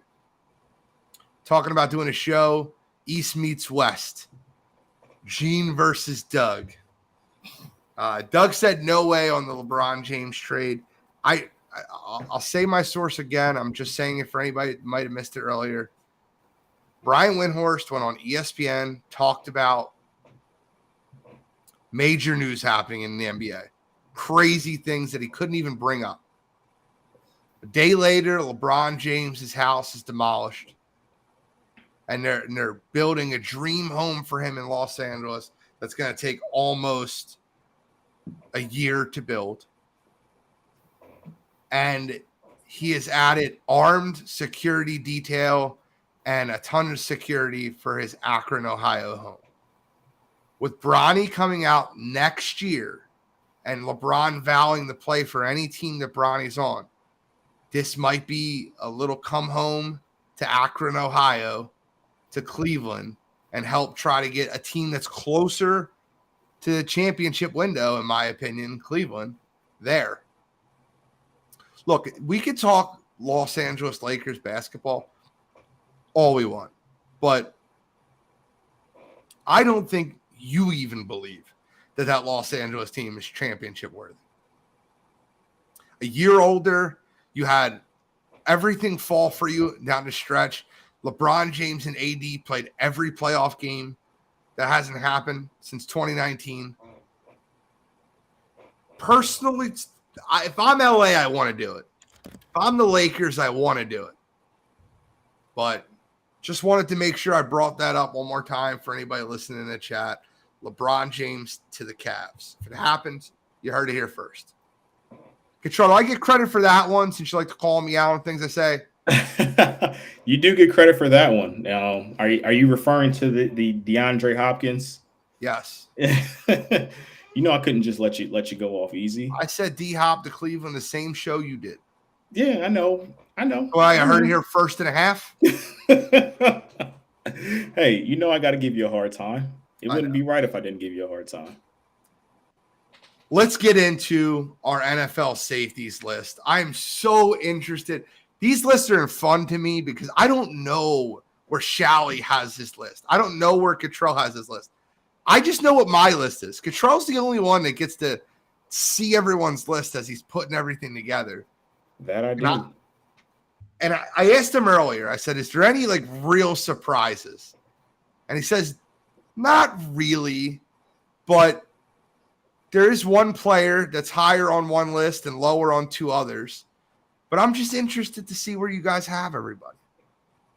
So, Cottrell, whenever you're ready, throw it up there for me. It'll be up here in 1 second. Bang. I'm a professional. I can keep talking through it. Joseph Jeffers just said Kevin Byard number 1. Oh, he's a Tennessee guy. He's a Tennessee guy, so that makes sense. Listen, Kevin Byard's high on my list. He's done great the last few years. He's not number 1. He's not number 1. I don't think he's number 1. No. I think he's number well, you'll see where I think he is. I also have a name. I doubt that every one of you guys have the same name I do, but we'll find out. Is it the same 10? Everybody have the same 10? Let's see if this is going to upload here. He'll upload. It'll work. It's processing. It's processing. Bang. There we go. So without further ado, here's the list. Okay. 1 and 2, everyone the same. 3 and 4. Okay. I see it. Me and Shally just flopped around a little bit. Okay. All right. Everybody has them. I didn't expect it. You guys have proven me wrong. Which guy? I didn't think you guys would have Kyle Hamilton on your list. I'm a huge Kyle Hamilton guy. I didn't think you'd have him top 10 already. It's a projections list. I get it. I love it. And somebody messed up my list because they have Kyle Hamilton 6 and 8. That's not what I have him. Oh, you got you got Honey Badger 8. Easy fix. So I could just read it out. No biggie. Oh, they said they can't see the list on Facebook. Here we go again with restream. This happens with the lists. Try to reload it again. Yeah, I'll try and reload it here. But I'll go into my list right now though. Since I'm starting off anyway. I got Antoine Whitfield Jr. as my number 10 guy who, has been consistently one of, top 10, top 15 safety in the league. I think with that Tampa Bay defense, that's going to be the bright spot of their team this year. Clearly, they don't have a quarterback. Byron Leftwich isn't there anymore, and the fact that their defense is just going to have to hold it down for them. So I think Antoine Whitfield has another productive year, and I think that's ultimately why he's at number 10 for me. Okay. Number 10, I got Kyle Hamilton. Guy was very high on coming out of the draft when he was coming out of Notre Dame. I love that Baltimore got him. I thought it was a great fit for him. You saw last year, at the end of the year, his usage went up. Baltimore's defense improved across the board. He is absolutely going to start this year. He should play even more than he did last year. I think he has the ability to be way higher on this list next year. Played very well against the run last year when he did play. No interceptions, but he had a couple pass breakups. Was stronger against the pass than I think a lot of people thought he was going to be. I love how the kid plays. He's very smart. And he's a better athlete than people give him credit for. Number 10, I think he's on his way up. I think he's on the ascent still. Okay, so I have Antoine Winfield Jr. number 10 for me. I know, let me just remind everyone when we're doing these lists, this is a projections list. We are projecting the 2023-2024 season. This isn't where they are ranked or who they're ranked or why they're ranked where they're at. This is a projections list. I go a little nuts on these things, and I understand that. Antoine Winfield Jr. is only number 10. I don't think he's the 10th best safety in football, but he's only number 10 because he's going to play for a god-awful Tampa Bay team. I don't think Tampa Bay is going to be good. I think Baker Mayfield is going to turn the ball over a ton. And if I'm being completely honest with you, I think that, what ends up happening on these bad teams around week 12, week 13, guys just, oh, yeah, my ankle hurts a little bit. I'm not going to play the rest of the year. And I'm not saying that Antoine Winfield will do that, but there's a reason I don't have a lot of those guys rated higher. Antoine Winfield's my number 10. Number 9, she's a beaut, that number 9. I got Budda Baker. Budda Baker is my number 9. And it's, once again, I don't think Budda Baker is a bottom. And by the way, the safeties list is up on the screen for everybody. Cottrell's got it working. Budda Baker, I don't think he's the 9th best safety in football. I don't. However, plays on an Arizona team that might win 4 games this year. He might call it quits. He's been asking to get traded. I don't know where he's going to be. I have Budda Baker as my number 9. Talent's there. Just can't put him any higher. Number 9 for me, I got Talanoa Fango from San Francisco. Physically, kid has all the talent in the world. Had a great year last year. Wasn't on anybody's list last year as a rookie. That's hard to project as it is. Had a bunch of interceptions, bunch of pass breakups. Didn't necessarily, play great down the stretch. He's a little bit of a risk taker. But you watch him play. You watch his breakdowns. He has great instincts. Does it get him in trouble a little bit sometimes? Absolutely. But more than not, he's going to make a big impact play. I think him and Kyle Hamilton, for different reasons, I think are kind of joined at the hip here. They're both young. I think next year they're probably, you guys have them both higher already, but I think next year they're both even, drastically higher on these lists across the board. Young, talented kid. I think he's just going to get better. Him out with Anton Whitfield with Tampa Bay. Ufanga's got a great situation in San Francisco. Might have the best defense in the league. He is support everywhere. The kid's just going to get better and better. So I have him number 9 this year. Again, I think he's on the ascent. Okay. Awesome. So my number 9, I got the same guy that Gene had at number 9. That's Budda Baker. Gene couldn't have hit it any more on the head than he did. I think Budda Baker is a top 5 talent in this league, but Budda Baker is stuck on a team in Arizona that is awful defensively. They don't have anybody to get after the passer, which is in turn going to make his job harder.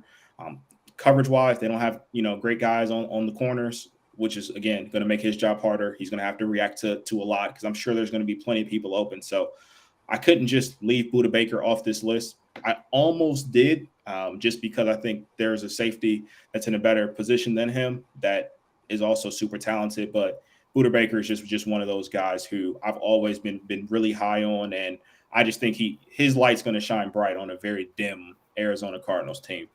My number 8, I got Kyle Hamilton. So Kyle Hamilton last year, we saw at the beginning of the year, he struggled a bit with that Ravens team. But I think now, this will be his sophomore season. And you saw in the later half of the season, he started to get a handle of things. Coming into the league, we knew how talented Kyle Hamilton was. We saw the plays that he made at Notre Dame. And I think now, Baltimore is going to give him a little bit more leash. They'll trust him to do a little bit more. And, I think Kyle Hamilton's primed for a phenomenal sophomore year. So I got him coming in at number 8. Number 8 for me, I got, the guy with one of the best nicknames in all professional sports, the Honey Badger, Tyrann Mathieu, New Orleans. A guy that, I have to give a little bit of credit to. I always think he's close to the cliff of kind of really falling off and diminishing. And every time I think that, he just proves me wrong. Had another really solid year last year on a pretty good New Orleans defense. He continues. I don't know. There's probably one other guy on here that I think that is better, better instincts about the game than him. We'll talk about him later. But Tyrann Mathieu is a guy that just plays with so much passion and enthusiasm. Gets him in trouble sometimes. But again, he knows the game so well. He anticipates so well. He's made plenty of quarterbacks look stupid. Stupid. Makes a lot of still makes a lot of impact plays. The guy is just firmly entrenched on this top 10 list. And again, he's a guy that a lot of people enjoy playing. He's just an impact player. So he's number 8 for me. The Honey Badger's number 8 for me also. I think he's a great safety. There's nothing I can say bad about him. He actually had a great year last year in New Orleans, which most people wouldn't have thought he would. He's very fluid. He moves into the nickel often. He can play coverage. He's a great ball hawking safety. He brings an attitude to the defense. And I think he was one of the main reasons why New Orleans was in the playoff hunt down the stretch with awful quarterback play. Their defense stepped up. Tyrann Mathieu, number 8 for me. No slight on him for being that low. Just have 7 safeties. I think they'll have a better overall season. Number 7 for me is Micah Hyde. Here's the truth, right? I think there's 2 good safeties on Buffalo, Micah Hyde and Jordan Poyer. I think one's a little underrated and one's a little overrated. I think Jordan Poyer's not as good as most people think he is. I think Micah Hyde's a lot better than people give him credit for. He's not on a lot of safety lists, but as you see, all 3 of us have Micah Hyde in 5, 6, or 7. Guy attacks the football. He's great in coverage, and he also was a good tackler in the run game. So Micah Hyde's my number 7. He could be higher, but I have 2 guys. Look, I have Hufanga and Hamilton, which I'll get into as my next 2, and I'm glad they're 5, 6. It's just having all-world seasons, big jumps. It's the only reason I don't have Hyde. Hyde's probably the 5th best safety in football right now if I don't have what I have where I have it. Number 7 for me, I have Antoine Whitfield Jr. for Tampa Bay. Both these guys have already talked about him, pretty much covered, how he plays the game and his skill set and all that. I think, like both Gene and Cottrell said, I think he's probably going to be the shining star of the defense in the secondary anyway. I think he's going to have a good year. I think he's going to be a guy that's going to have a really good year on a bad football team. So I'm not going to, leave him lower on the list just because of who he plays for. Him as a personal player, I think he's still going to have a great year. So I kept him in the middle of the list for me projection wise. So I'm number 7.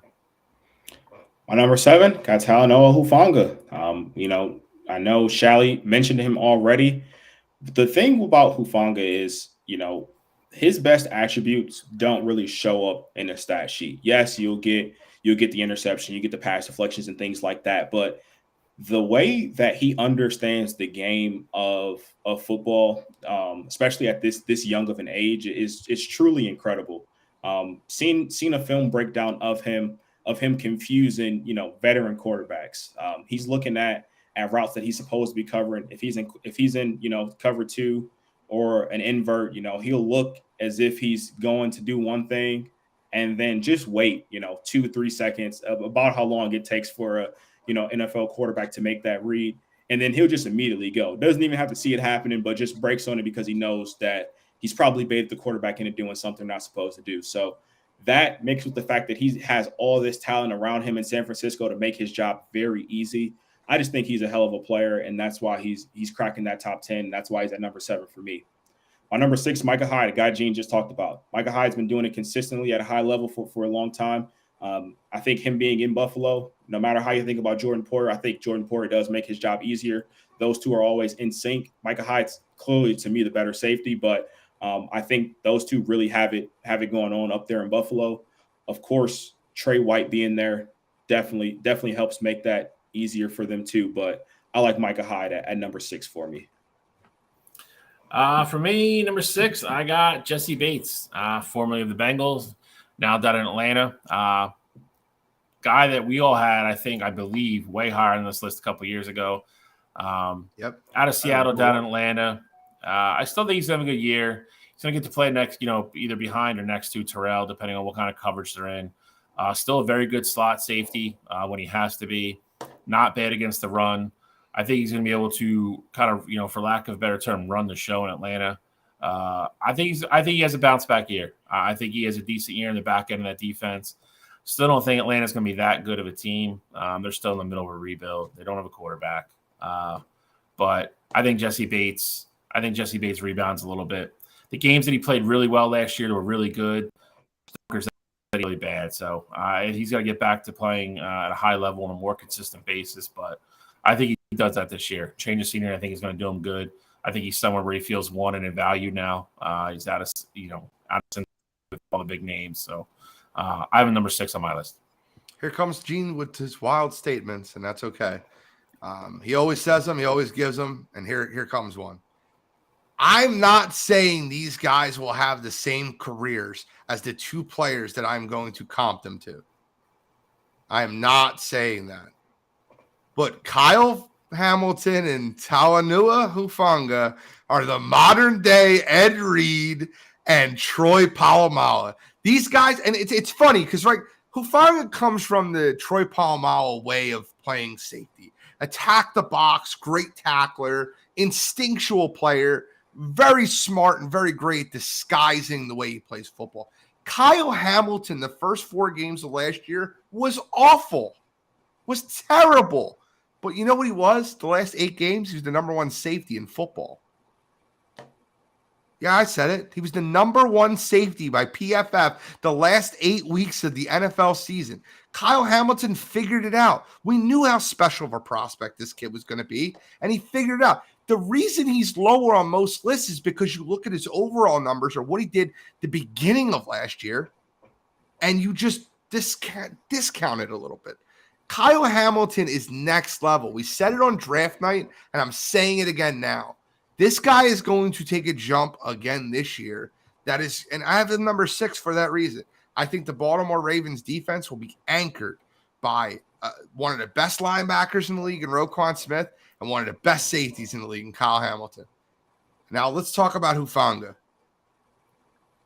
I almost said 76ers. The Philadelphia Eagles literally made their entire offense in the second half of that game to run the ball away from Hufanga. That's how much of a difference this kid makes in the secondary. They were running strong, weak side runs every single play, getting Hufanga on the opposite side. So they switch Hufanga over to the weak side. Jalen Hart start running the football to get an extra blocker just to put a body on this guy. This is only his second year in football. And for a guy that the one knock on him is sometimes he just overplays things or makes the wrong read or the wrong decision. When do those instincts get worse year over year? They don't. They get better. Hufanga, and it's, you know, the one thing I find very interesting, the San Francisco 49ers just lost their defensive coordinator. So normally when you're talking about a player that lost his defensive coordinator, you're kind of worried about him taking a step back. But who did they bring in? They brought in Steve Wilks. Steve Wilks did a great job as a defensive coordinator and took Carolina almost to the playoffs last year. Steve Wilks is going to do a great job with that 49ers defense, and Talanoa Hufanga will be one of the reasons why.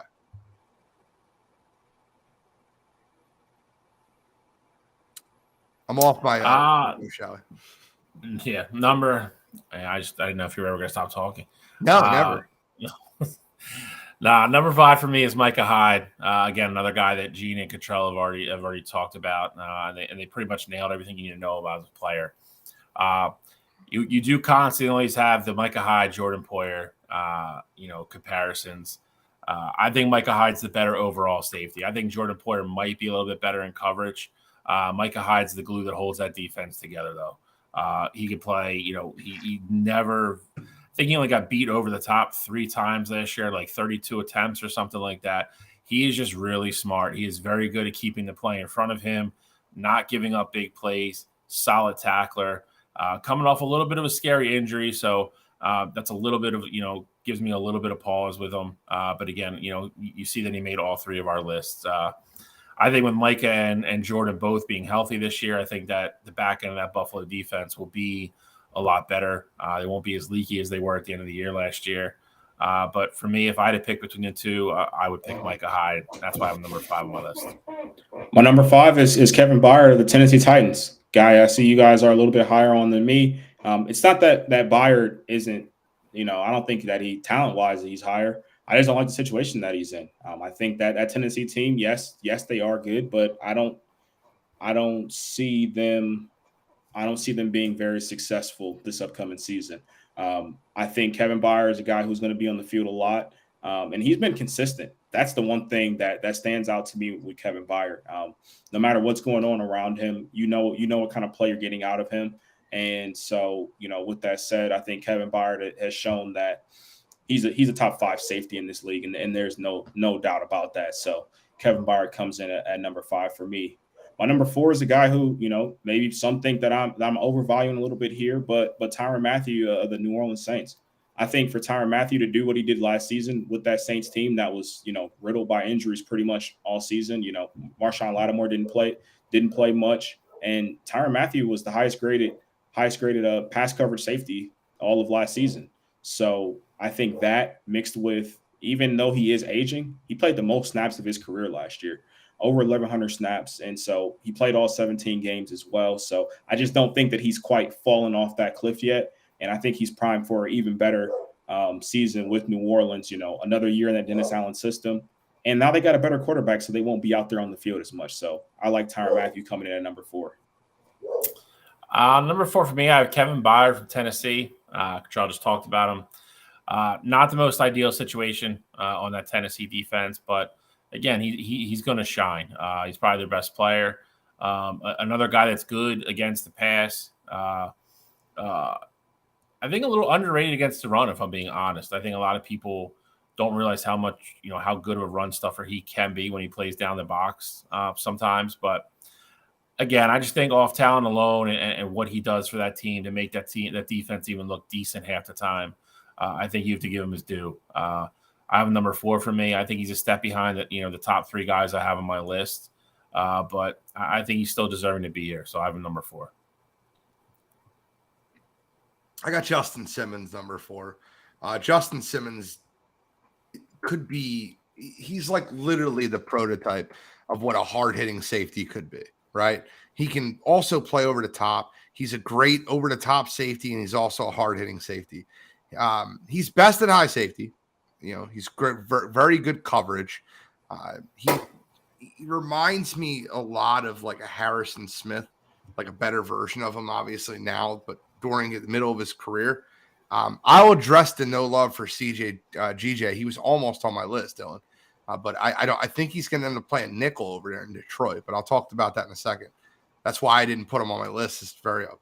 But Justin Simmons is number 4 for me. A little bit of an off year last year with that Denver team being so bad, but that defense was unbelievable. So I have Justin Simmons number 4. Kevin Byard's number 3.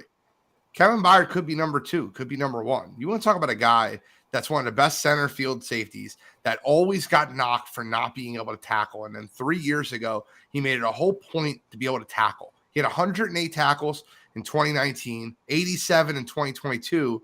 2021. 2022 he had 87, and then 2021 he had 87. 2022 he had 110 tackles. You got guys that a great tackler, a great center fielder, all pro safety, won AP All Pro, almost won Defensive Player of the Year 2 years ago. 9 interceptions the last 2 years. Guy's a stud. Kevin Byard's my number 3.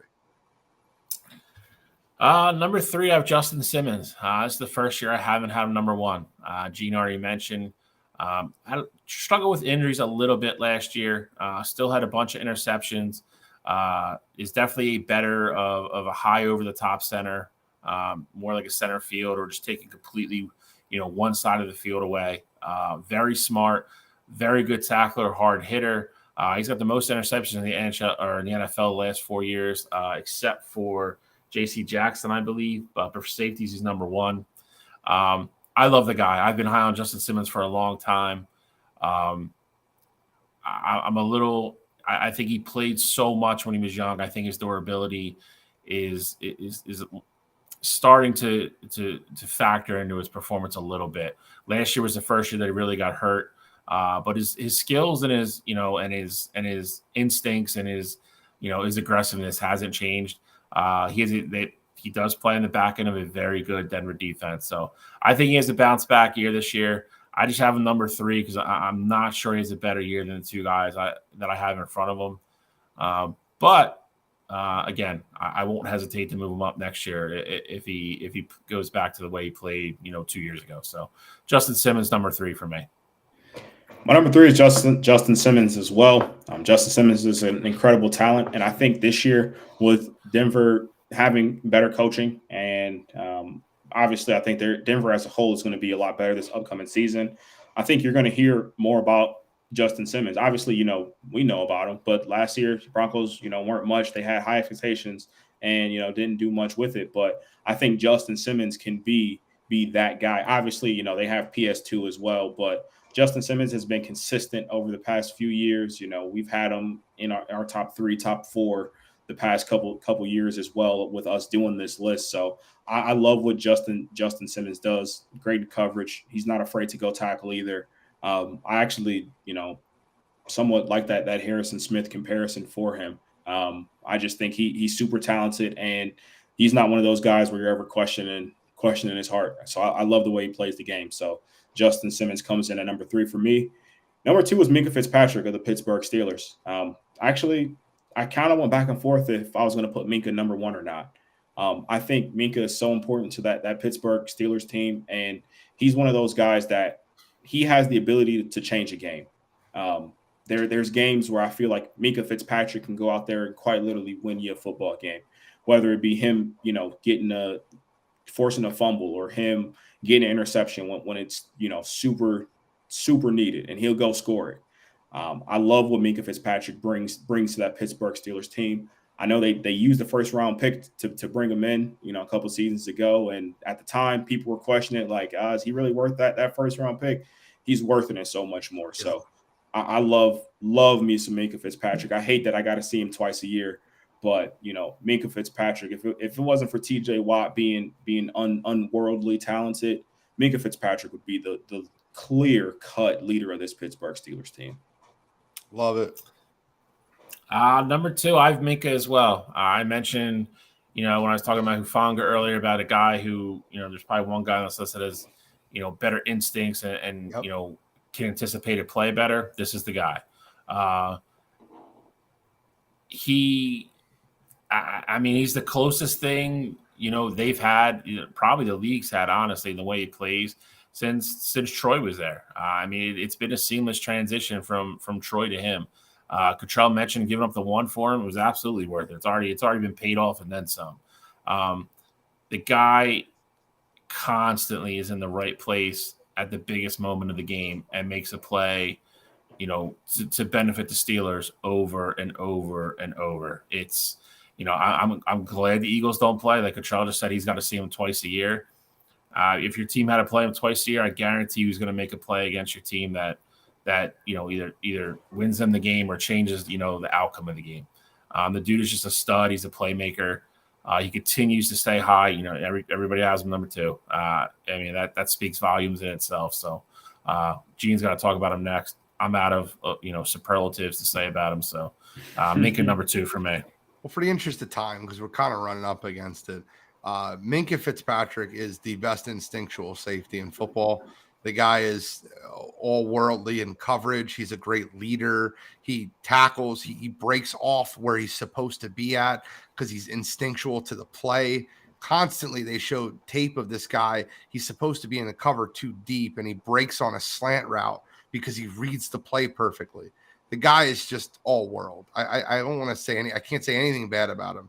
The only reason I don't have him number 1 is because if you combined and this is not a joke when I say this, right? If you combine Hufanga's ability to play the run and Kevin Byard's ability to play the pass, you have Derwin James.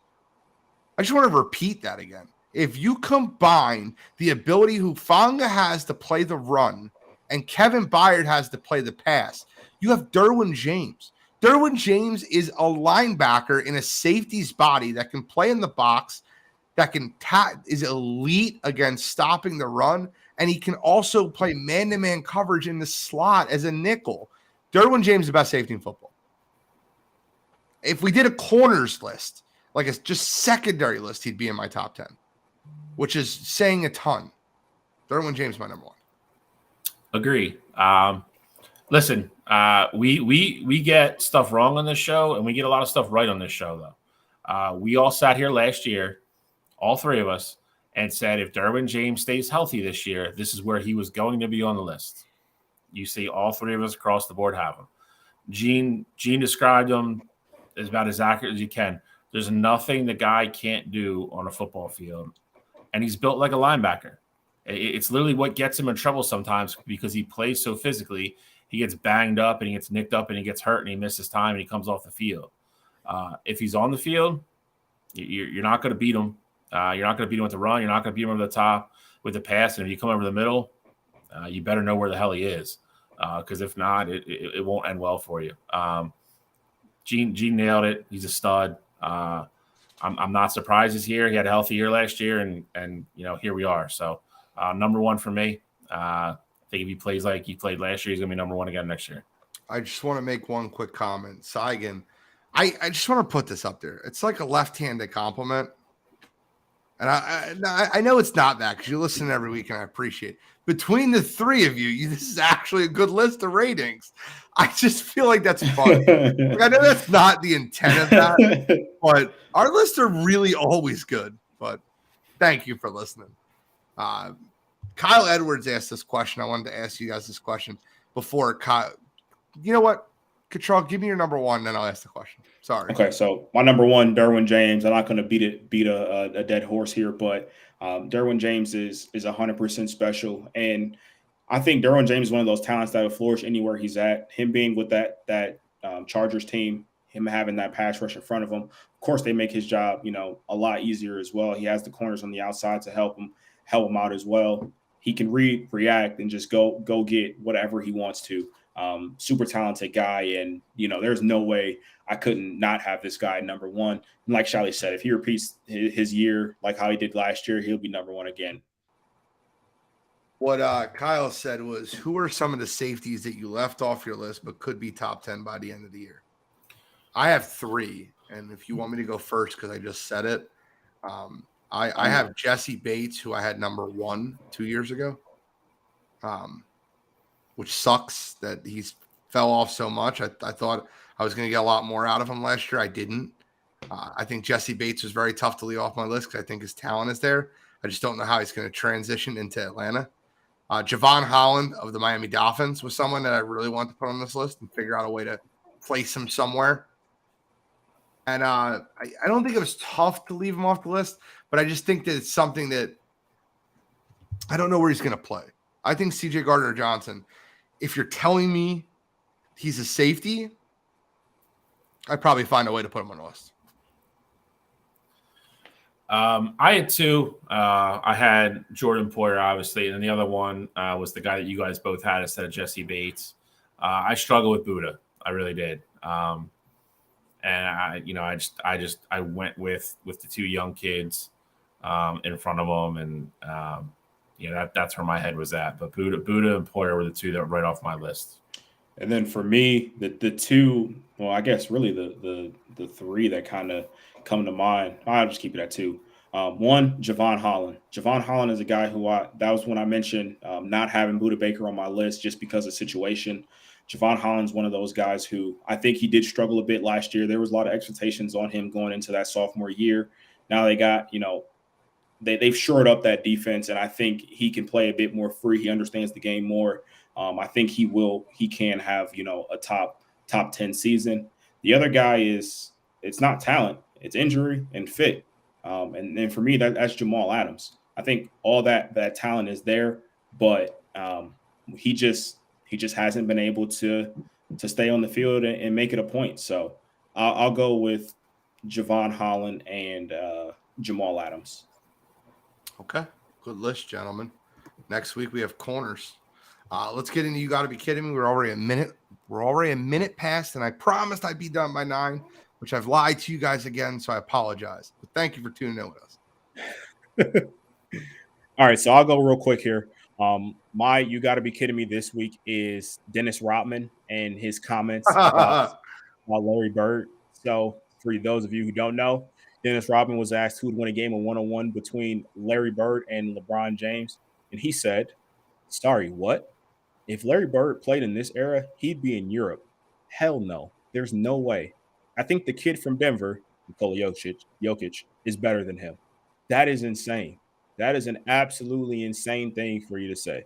If you think LeBron beats him in one-on-one, cool. I know a lot of people that play our generation probably wouldn't agree with you there, but that's all fine and dandy. But saying Larry Legend would be in Europe and that you think Jokic is better than Larry Bird already, that is absolutely insane. And it's really just hating. So, Worm this week for me. Come on, you gotta be kidding me. I love it. I think that you're absolutely correct, and I think it's embarrassing. I think that all stems from the Detroit-Boston rivalry in the 80s, though. I think they hated each other from there, and I think that it's hate. Just like, so it's funny. I won't tell you mine yet, but go ahead, Shally, because mine's I'll say, I don't think IT says that. I'll say that. I get it.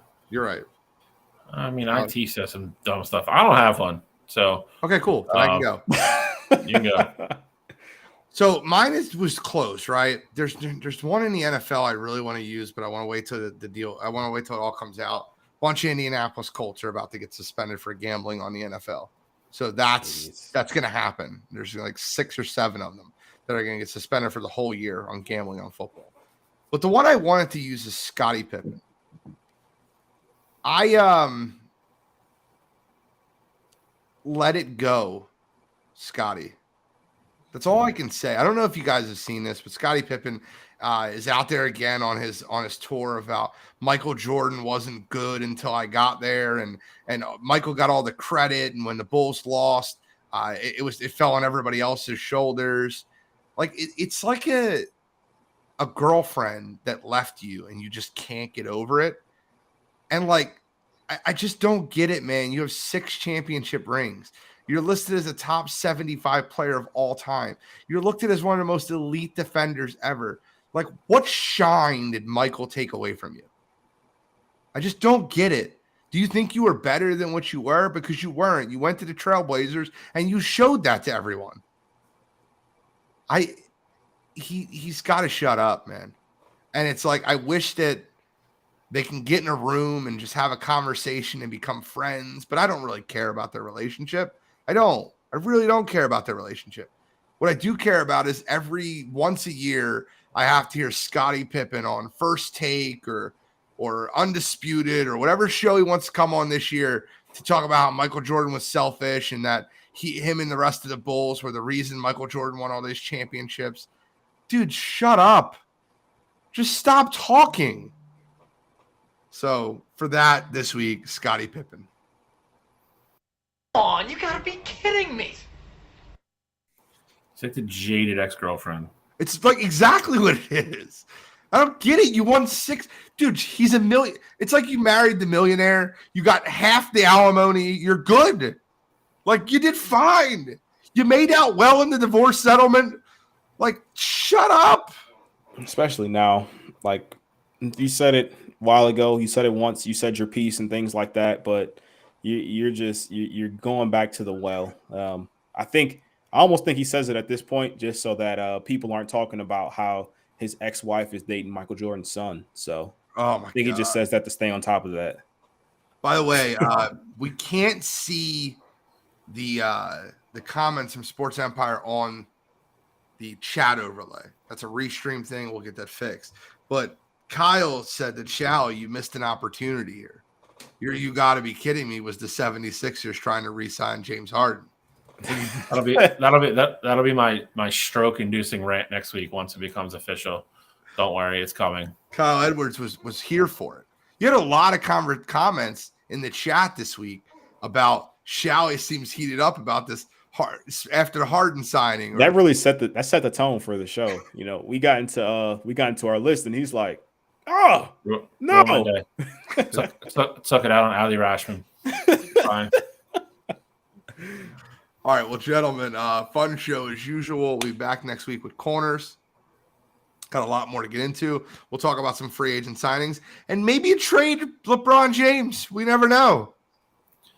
Hey, all the listeners for the guys that don't follow the Sixers, just get your proposals ready for me to become a fan of your team next week. Send in your best offers.